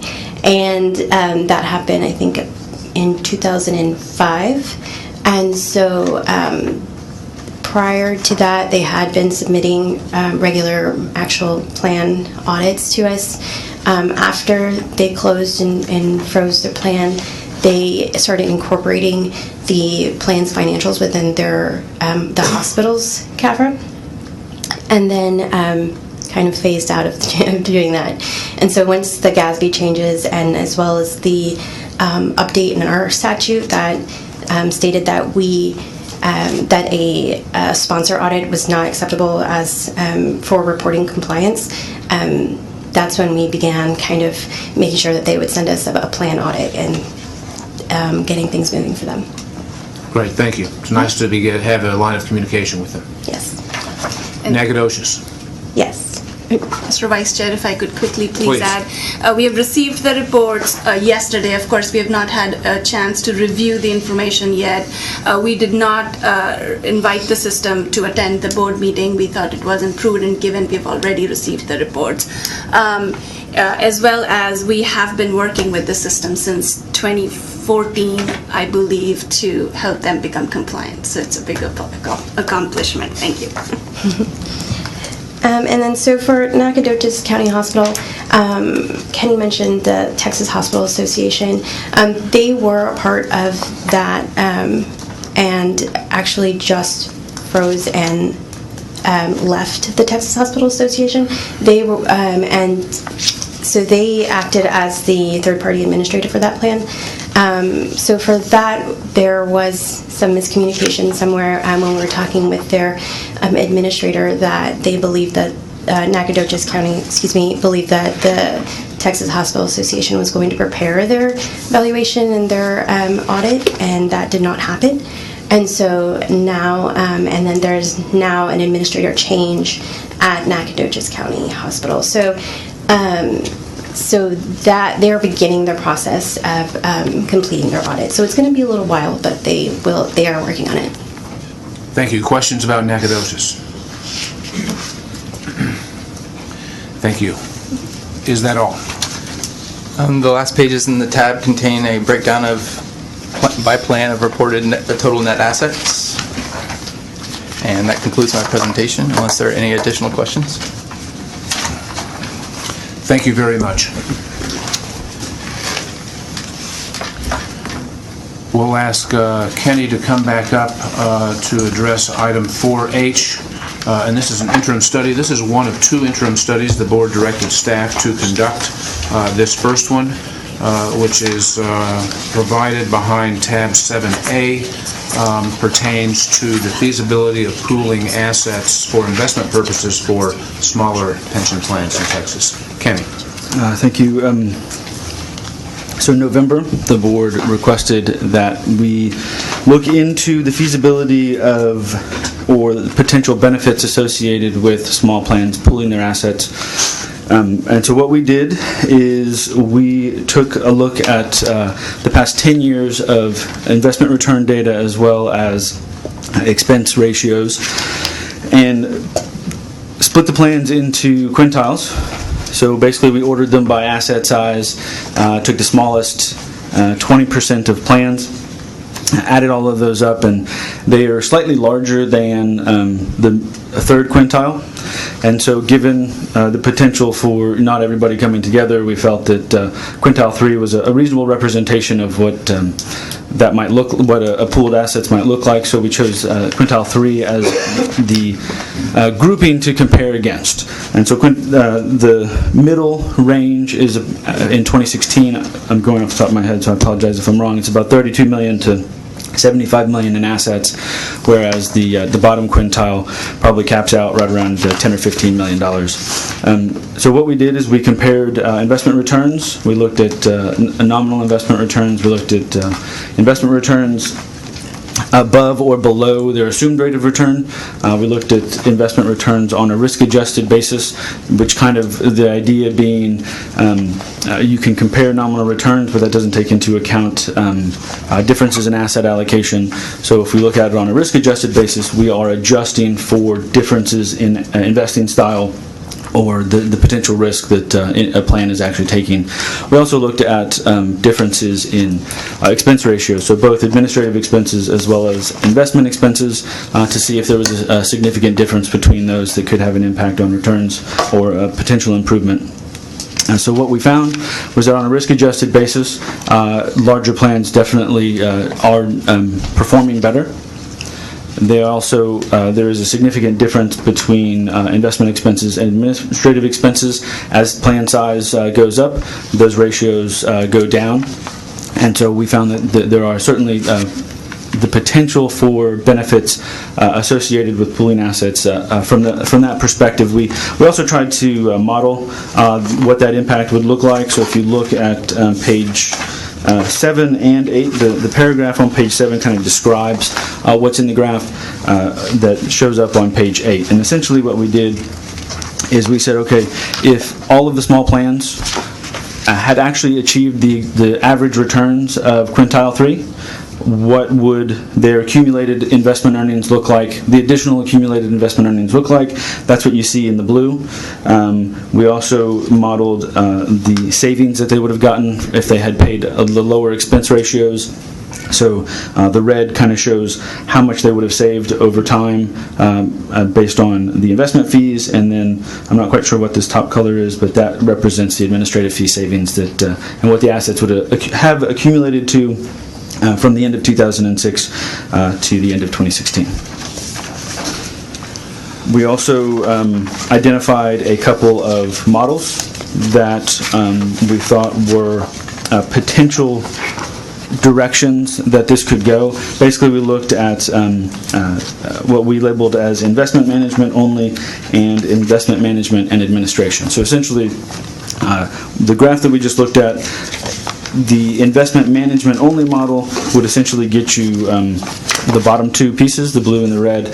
So if you pooled your assets, and if small plans pooled their assets and only took advantage of the investment services of this particular group trust, that's essentially what we would expect to see. If they also if they also pooled administrative services, which is the investment management and administration model, they would get the additional savings associated with the administrative fee savings. We have highlighted a couple of examples where these models exist around the country, as well as our neighbors to the north. So we have Alberta and Ontario in the investment management only model. They have basically a couple of non-profit corporations that manage investments for local pension plans as well as other public sector clients.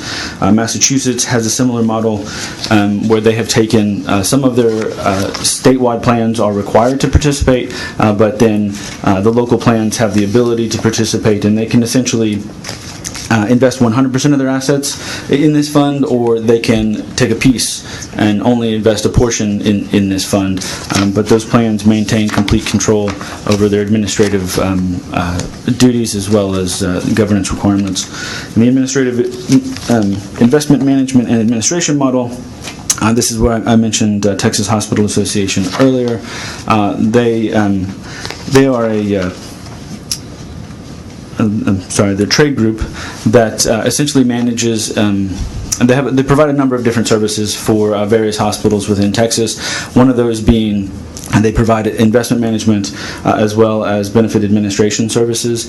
In their particular case, their members can voluntarily choose to be part of this trust, but if they choose to be part of this trust, they must invest 100% of their assets with the trust, as well as take advantage of the administrative services. So they don't have I don't want to say all, they generally don't have the ability to utilize outside administrative or actuarial services.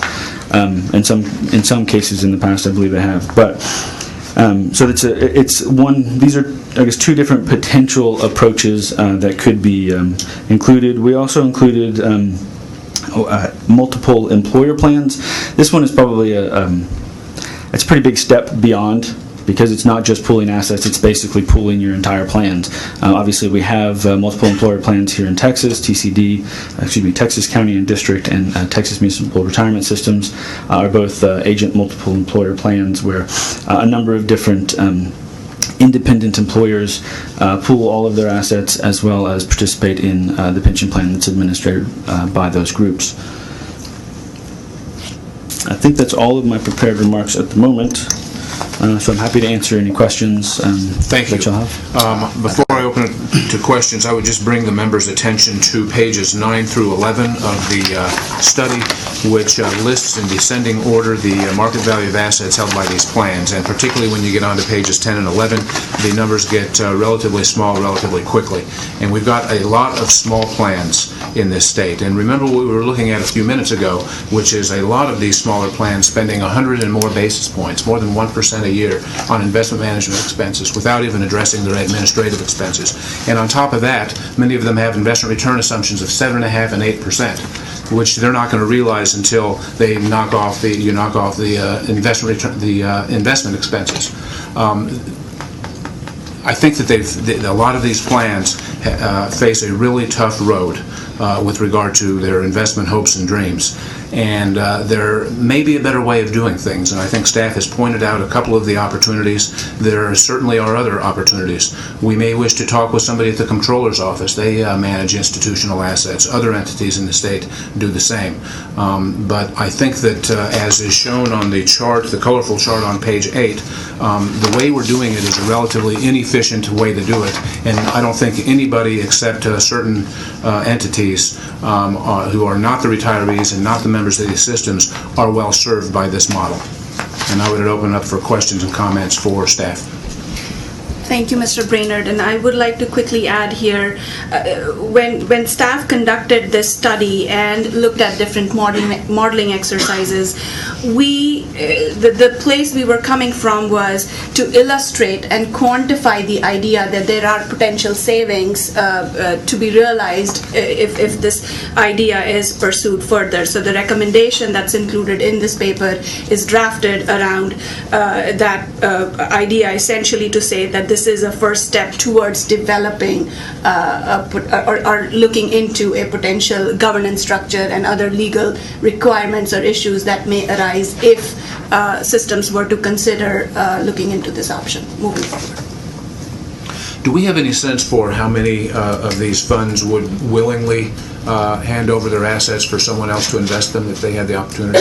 That is not a conversation that we've really had with any of the funds. Thank you. Mr. Brainerd, yes, we did not engage the stakeholders in this process, which is an important piece for the members to consider in the future. So would you like to clarify what the recommendation is of this study? Certainly. So basically we have identified some potential benefits, and we think it is a good first step towards what could occur, and so we think it warrants further research. And you could probably state that a little bit better than I did. And then members, we have incorporated in our recommendation essentially to state that additional in-depth study may be required to explore potential governing structures with regards to this recommendation, and to engage small pension plans who may get involved and may provide additional input and insight if the board decides to explore this idea as a viable option in the future. Thank you. Comments, questions? Mr. Richards. Yeah, I think this study is very timely. The advantages are very obvious, economies of scale, economies of experience, cost reduction. The one question I have is the legal implication. Is the state, has there been any parallel, pari passu view of authorization legally from the state to allow this kind of pooling to take place? Yeah, I'm not a lawyer, and I don't think that our AG representative here may not be prepared to answer that. My understanding, though, is that doing something like this would require some legislation. Okay. And this study is going to be included if the board, we will present a motion here in a minute before the board to include the study in the 2018 biennial report, which essentially goes to the legislature. So this question may arise before the legislature if further in-depth study is required to explore this option. Thank you. Seeing no other questions or comments, I would like to make just one comment, which is that having just read the report, I still would like to see some further work done to make sure that the appropriate statistical tests have been done, and just to make sure that the math is right. yeah, I think that is a point well taken. There is a lot more work to be done on this issue. I don't believe that we or the legislature are prepared to approve legislation in this regard. More ground needs to be plowed. But we do want to get people to begin thinking about this possibility. And the only other thought that I had was, even if you got all of the first quintile plans to join some sort of pooling arrangement, that's still only $100 million. and say you had, 10 investment funds, you're only investing 10 million perhaps in each fund, and I still don't think that gives you the kind of economies of scale that you could. And I would kind of like to see this maybe as a good first step, but really focusing on trying to build a pool of 300 to 500 million where you could actually have some bargaining power with investment managers. And again, you and Josh may know more about that than I do, but it just seems that 100 million might still be a little small. Thank you, Ms. Dush, for that comment, and we appreciate that. And in light of that, the way we have drafted the motion is we would like to make sure that, given we had lost our investment analyst as we were working on this project back just in August, the motion essentially is requesting the board to allow staff to further work with the board chair, vice chair, and with you on the board to fine-tune the paper. The recommendation is going to stay as is presented before the board today. However, if staff has an opportunity to fine-tune the paper, if any additional thoughts that the members may have, to incorporate those in just the analysis or the illustration that we looked at through different statistical testing, we would appreciate that opportunity before this report goes into the biennial.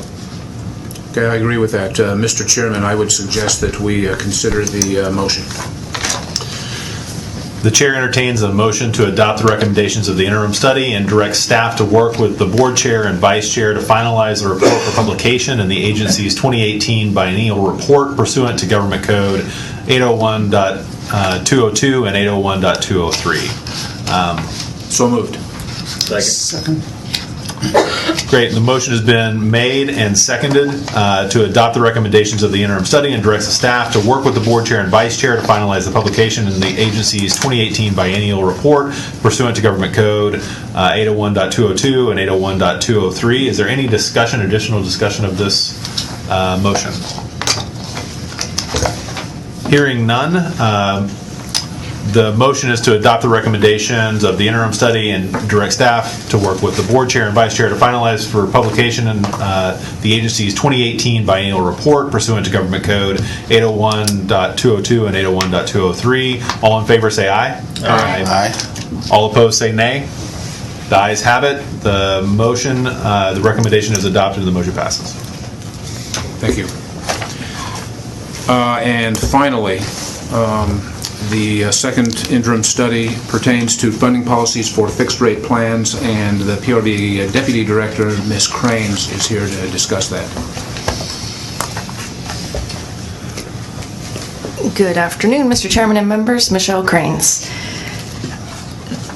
Just to give a quick high-level overview, if you'd like, on the funding policies for fixed rate plans study that staff has been engaging in. As you all know, approximately 80% of Texas plans have a fixed rate contribution structure. And what we mean by that is that contributions are set either through statute or collectively bargained, or essentially set as a fixed percent of payroll through some mechanism other than the actuary coming up with an actuarially determined contribution to essentially represent the cost of the plan. Funding policies, in my experience, in the years that I've been working in this field, we have heard remarks and encountered the notion at times of why should a fixed rate plan have a funding policy, and the idea that funding policies are for actuarially determined contribution structures where the plan needs to, for example, set an amortization period that they'd like to work towards. This paper tries to directly dispel or engage that notion by looking at the idea that funding policies are actually critical for plans whose contribution structures are fixed. And again, that's 80% of Texas plans. The Actuarial Committee poignantly expressed it this way, that if the contribution is fixed, then something else must be flexible. Right? So the idea behind a funding policy for a fixed rate plan is for for systems and their sponsors ideally to be able to look at mechanisms that could respond flexibly to adverse conditions and to fully put into place a written policy to fully fund the plan, despite, if you will, that contribution structure is fixed. So the goal of this paper, as I said, is to look at that, and what that means for our systems. And I'll tell you, we as staff have learned a lot undergoing this exercise. We've researched and talked to systems that have proactively, fixed rate systems that have adopted funding policies, and heard them talk about some of the benefits of those, a few of which I wanted to highlight today, and which we plan to of course, cover in the paper, and we're excited to share those with fixed rate plans. For example, one of the systems talked about, of course, the idea of transparency, right? That when a system adopts a written policy to get to full funding, that then becomes something that the public and the plans members themselves and the board can use to say, here are the goals that we've adopted, and then, when adverse conditions happen, as they inevitably will, stakeholders know what plans, what actions will be taken. The second major benefit that was mentioned was funding discipline.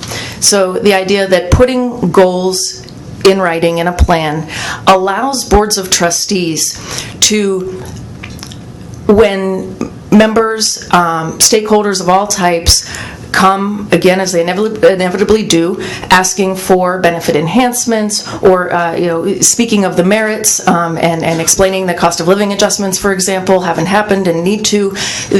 A written funding policy allows boards to shift that discussion from the merits of that benefit enhancement or change to the funding of it, to focus on, well, these are the goals that we've set for funding our plan, and can those changes be accommodated within the goals that we have adopted as a system. And third, something that I think we really opened our eyes was the idea that the process itself of developing a funding policy is a governance win for a system, right? So it forces a board of trustees to have difficult and fundamental conversations about what are we striving for, right? What does full funding mean to us as a system? How can we put that, down in words on paper? And so those were things that we thought were quite powerful, and we look forward to sharing in this paper. Then we plan from there to provide examples of ways, again, that fixed rate systems can codify risk and cost sharing mechanisms that spread risk, across groups. For example, we're looking at other states and systems in Texas that are making employee contributions flexible, dependent on market returns. Others that, of course, here in Texas, that are setting contribution corridors, where if a contribution is getting to a level beyond what's expected, parties are required to come back to the table to look closely at benefits and make further negotiations. So I hope that provides a high-level overview, but the goal here is to share some of the things we've learned on why fixed rate plans in particular can benefit from having strong written funding policies. Thank you. Can you clarify what is the status of this paper right now? Certainly. We have a draft going. It's in the editing phase, but we'd like to work further with the board and actuarial committee, since a draft has not yet been shared with the board, before publishing the paper and its recommendation. Thank you. Questions about the paper for Michelle? Josh. So what would the timing of the paper be? Members, ideally, we were hoping that the paper is published in the biennial report. Unfortunately, we were not able to meet that goal. However, we are recommending that the paper is published, or the draft is presented for the full board to consider the recommendation at its January board meeting, and the board can then decide to adopt the recommendation at that point for the legislature, and we will include that as an addendum to our biennial report. So it's possible to approve in January and then provide as an addendum at that point to the biennial. That is correct, as to our understanding in talking to our AG counsel, Ms. Perez.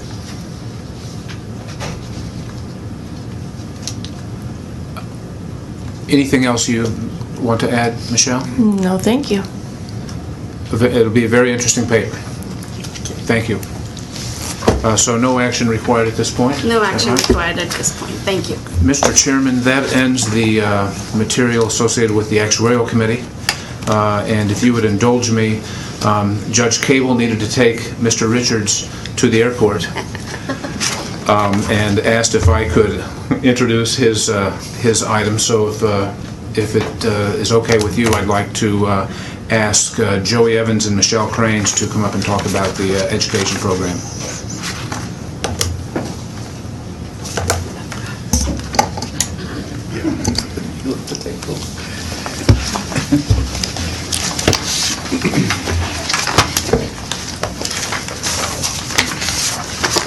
Good afternoon, members. I'm Joey Evans, Program Specialist at the Pension Review Board.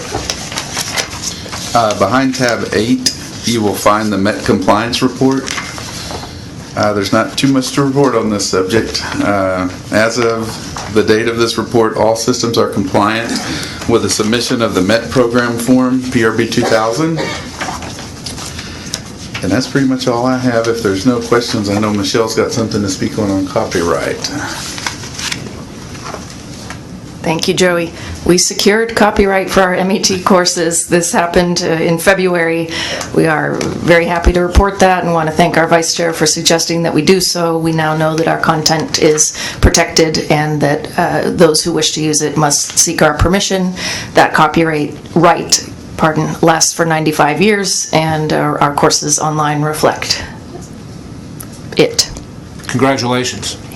This is material that the PRB staff prepared, and it ought to be copyrighted, and it's very good. Hopefully, people who take these courses are listening and paying attention. Is it possible for the members of the board to see the evaluation results that we get from these courses? Yes. Most certainly. When you are able, would you be nice enough to share those with members of the board? Happy to. And this program, I still am completely impressed with how quickly this program was able to get off the ground following legislation just a few years ago, and the apparent acceptance and compliance of this program that we're seeing. It's a credit to the staff. And Mr. Chairman, that is the end of the Education Research Committee report. Thank you. Moving on to agenda item number 6, the Legislative Committee. The chair calls on Anu to deliver reports. Thank you, Mr. Chairman. Staff wanted to quickly update the board on the upcoming House pensions hearing under agenda item 6A. We do not have a written presentation before the board. However, the agency has been requested by the committee to testify at the hearing next week, which is scheduled for October 12th in Houston. The committee has also directed the agency to provide updates on the health of our pension systems in general, as well as an update on the Houston legislation which was passed last session, and provide a progress report on the Funding Soundness Restoration Plan implementation. If the board so wishes, we would be happy to share the agency's presentation with the board, and I will be testifying at the hearing next week, and Kenny will travel with me as well. I will make sure that we update the board at the next meeting how that hearing goes. And this is the second House pension hearing. Members, if you recall, we had one back in May in Dallas where staff provided updates on the Dallas legislation as well as the FSRP report. it would be great if you could provide the presentation to the board. Absolutely, I will do that, thank you. And we do not, of course, have any action item associated with this agenda item. The next item under 6B, again, we have not included any material before you. However, we wanted to update the board that staff will be working on the agency's biennial report, which is required under the statute to include the board's activities over the past 2-year period, as well as incorporate any recommendations the board may have for the legislature and the governor's office. And staff will be working on that report, which is due in November, towards the end of November, and that report, as you know, based on the motions we have passed, will include the intensive reviews as well as the asset pooling interim study that the board conducted just recently. And we do not have any action or motion associated with this item either. Members, moving on, I wanted to provide a quick update on the TechSpur Summer Educational Forum, which was held in August, and the staff was requested to provide a presentation at that forum with regards to unfunded liabilities, which went well, as well as our board actually, Ms. Dash attended the conference as well, and if she has any input or any experience to share. I would just like to thank the folks at TechSpurs. I found them to be very open and welcoming of me. I did enjoy Anu's presentation along with the gentleman from the Austin Pension Plan, ERS. And again, it was interesting to help me start a better understanding of the plans here in Texas, and I appreciated that. I do not have any additional comments associated with these items unless the members have any questions. Fantastic. Seeing no other comments, we're going to move on to agenda item number 7 to review and discuss report from the executive director on our budget and some other items. Thank you, Mr. Chairman. The first item before us is an update on staff, and I will provide a positive update first. We have a new staff member, Mariah Miller, who started back in June. Mariah has a master's in international relations from the American University, and she has been phenomenal, and she's been working hard on the funding policy paper. Majority of the research that's going into that paper is being spearheaded by Mariah, so we are very fortunate to have been able to hire her. Mariah, if you could stand up so board would. Welcome. Thank you. We do have 2 vacant staff positions. As I had mentioned, members, we did lose our investment analyst back in August, and we have not posted that position yet. We also have a research specialist position that is vacant, and we are currently interviewing candidates to fill that position, and hopefully we will have an update for you, a new staff member to introduce at the January board meeting. If members don't have any questions, I will move on to next item on under this agenda, which is an update on the agency's budget hearing, which was held back in August, on August 20th. We had a hearing with the Legislative Budget Board as well as the Governor's Office staff, and Chairman McGee zealously represented, I should say, the board to support the agency's exceptional items, and staff is very appreciative of that, and if I may say, the hearing went well. Thank you. Members, we have included behind tab, excuse behind tab 9A and B before you, tab 9, the operating budget included behind tab 9A is essentially the final fiscal year end 2018 operating budget, which is an update for the board to essentially let y'all know that we were very much within our appropriated budget, and we finished that year with using up 99, close to 100% of what was appropriated to the agency in fiscal year 2018. If the members don't have any questions, we can move on to the operating budget for the upcoming, or for the current fiscal year 2019. We do have a motion for this item for the board to adopt the 2019 operating budget, which is very much in line with the agency's general appropriations line items. May I ask, what directives was the PRB given with regard to its proposed budget? Were we required to identify a reduction or anything like that? So with the legislative appropriations request, every agency per the LAR, the legislative appropriations instructions, is required to conduct an exercise of a 10% reduction in the baseline budget of each agency, and in that regard we did conduct that exercise essentially to inform the legislature that a potential 10% reduction in the agency's budget would significantly negatively impact the agency to a degree of loss of a couple of FTE positions, 2 or 3. Thank you. Given our budget is heavy, more than 85% of our budget is tied to staff salaries. And also to add, for this current fiscal year, as well as for the fiscal year 2018, one of the items included in our General Appropriations Act was to publish a dashboard, which the agency is currently working on.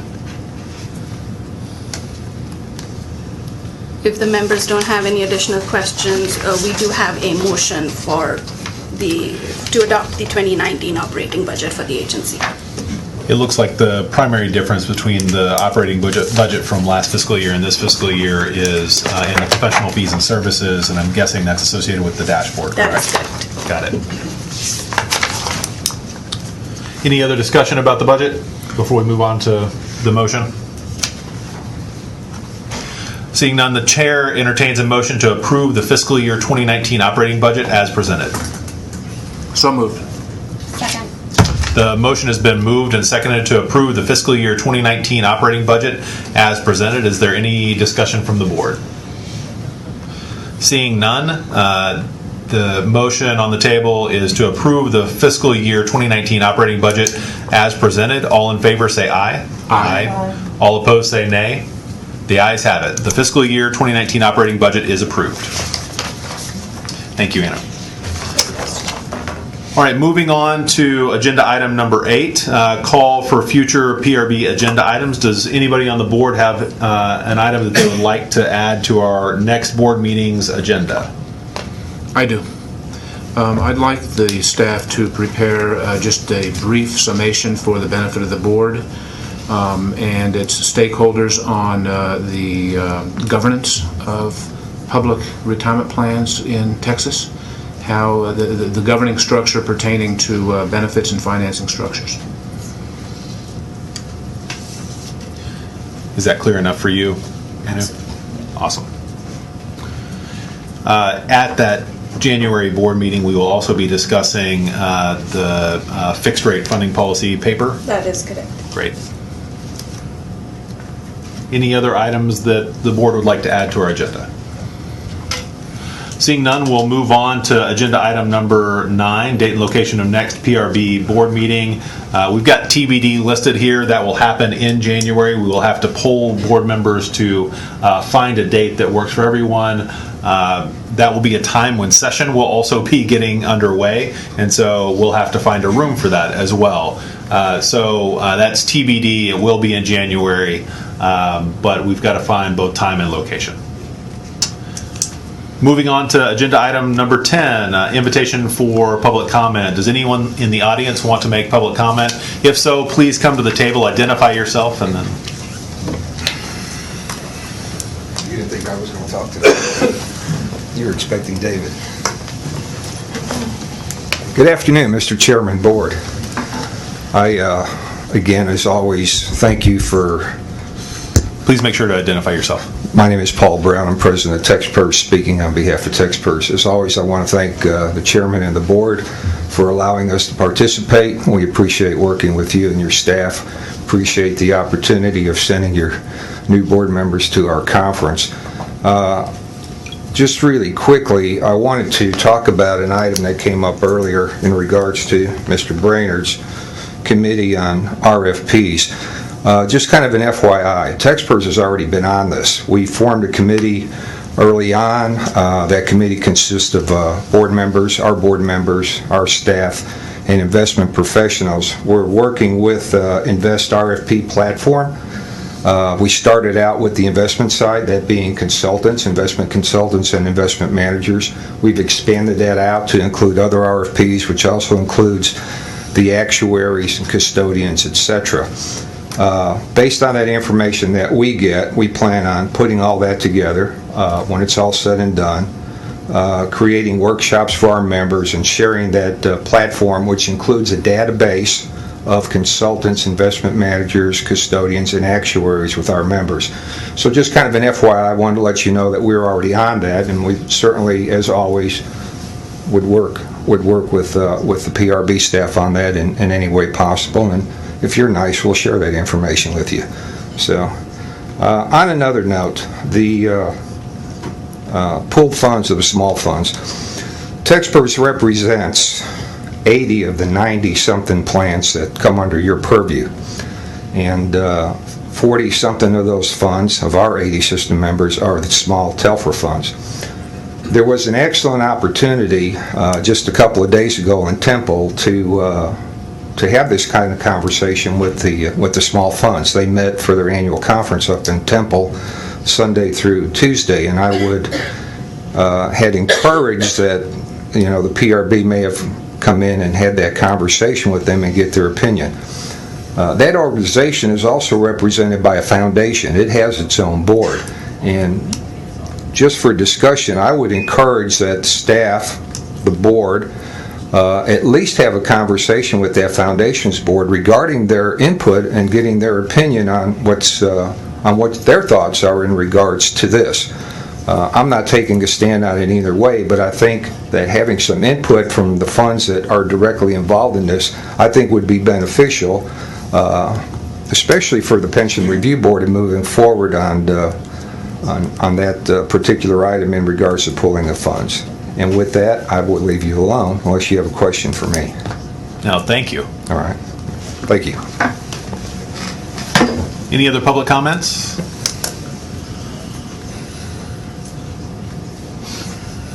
Please make sure to identify yourself. Yes, sir. Good afternoon. I'm William Gates. I'm the chairman of the Lufkin Fund, one of those small Telfer funds. I didn't anticipate speaking on today. Mr. Burnett, as specifically as one of those small Telfer funds, please don't approach this lightly. Spend more time than you think studying this. Be quite honest with you, it's hard enough to get some of these funds to agree just to where to meet on a yearly basis. And within my own department, what to buy for lunch. So, with that said, again, it's not an issue to be taken lightly. I think we would love to see you at Telfra come in, talk to us, sit down with us, and go through an extreme and detailed process. Change isn't scary, unknown change is scary, and I think that would be one of the issues you'd have moving forward. That's all my comments. Do you have any questions for me as a small fund? No, but thank you for sharing your thoughts. Thank you very much.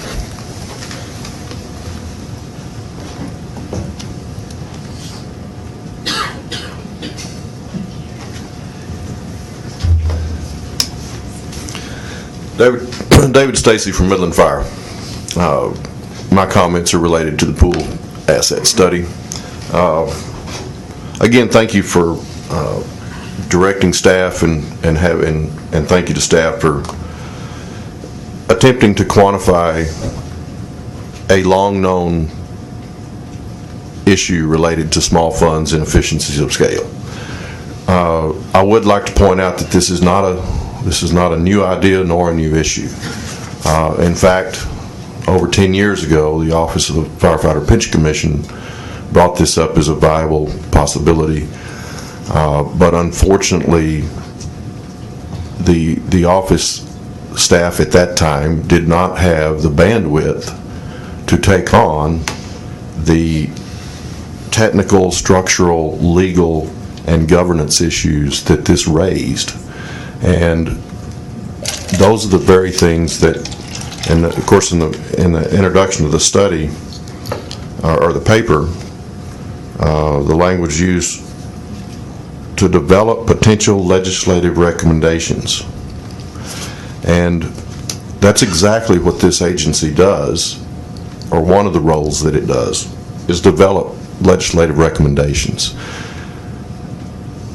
And I would like for the board to recognize the importance of, if this isn't truly a good possibility, and I believe it has the potential to be a viable and productive option for smaller public pensions in Texas, that it warrants trying to work out the details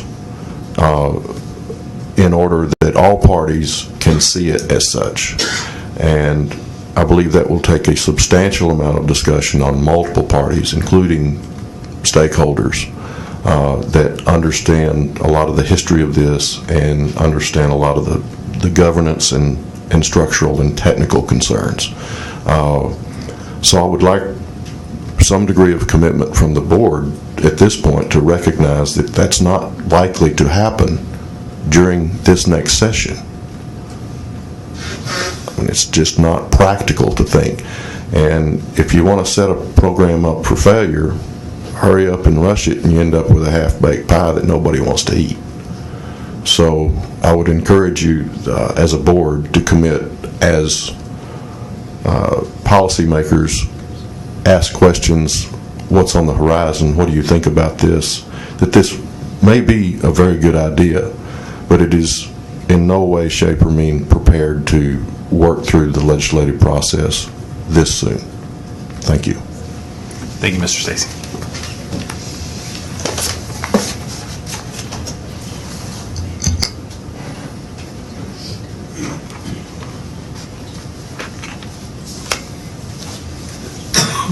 Tony Robinson, Amarillo Fire Pension. I'd like to thank this board for the participation with all the funds. I'd like to thank the staff and recognize that the minimum education training, it did, to some funds we were unsure what it would be like. I've participated with them, runs very smoothly. So I commend them on what they've done. It's a great baseline. I commend the Telfer Foundation, Education Foundation, for building on that baseline. One thing that was briefly said, John Crider being retired, he has helped our fund along with Bob May. He has helped all the Telfer funds in educating the lay person in actuarial information. So I would like to recognize John Crider for all the service that he's done for all the Telfer funds out there. Thank you. Thank you. Seeing no additional public comment, I'd like to just quickly reopen the agenda item around pooling of assets for small plans. There were several public comments on this. I think the board, given what the recommendations are in the paper, fully agrees that this is a first step that is trying to highlight the issue and hopefully get to a point where we do the appropriate investigation and resource that investigation properly to get to an actual solution. I personally do not anticipate any big movement other than additional study in this session, but we want to get to a place where we're actually looking at it and devising a potential solution rather than have it just come up over and over again with nobody actually resourcing that investigation appropriately. So I think the board's intention is aligned with a lot of the comments that I heard, and just wanted to make that clear. Any other comments on that reopened agenda item? Great. Seeing no additional public comment, we are going to go to agenda item number 11, everyone's favorite, adjournment. So if there's no further business and no objection, the chair moves to adjourn this meeting. So moved. Second. The meeting is adjourned.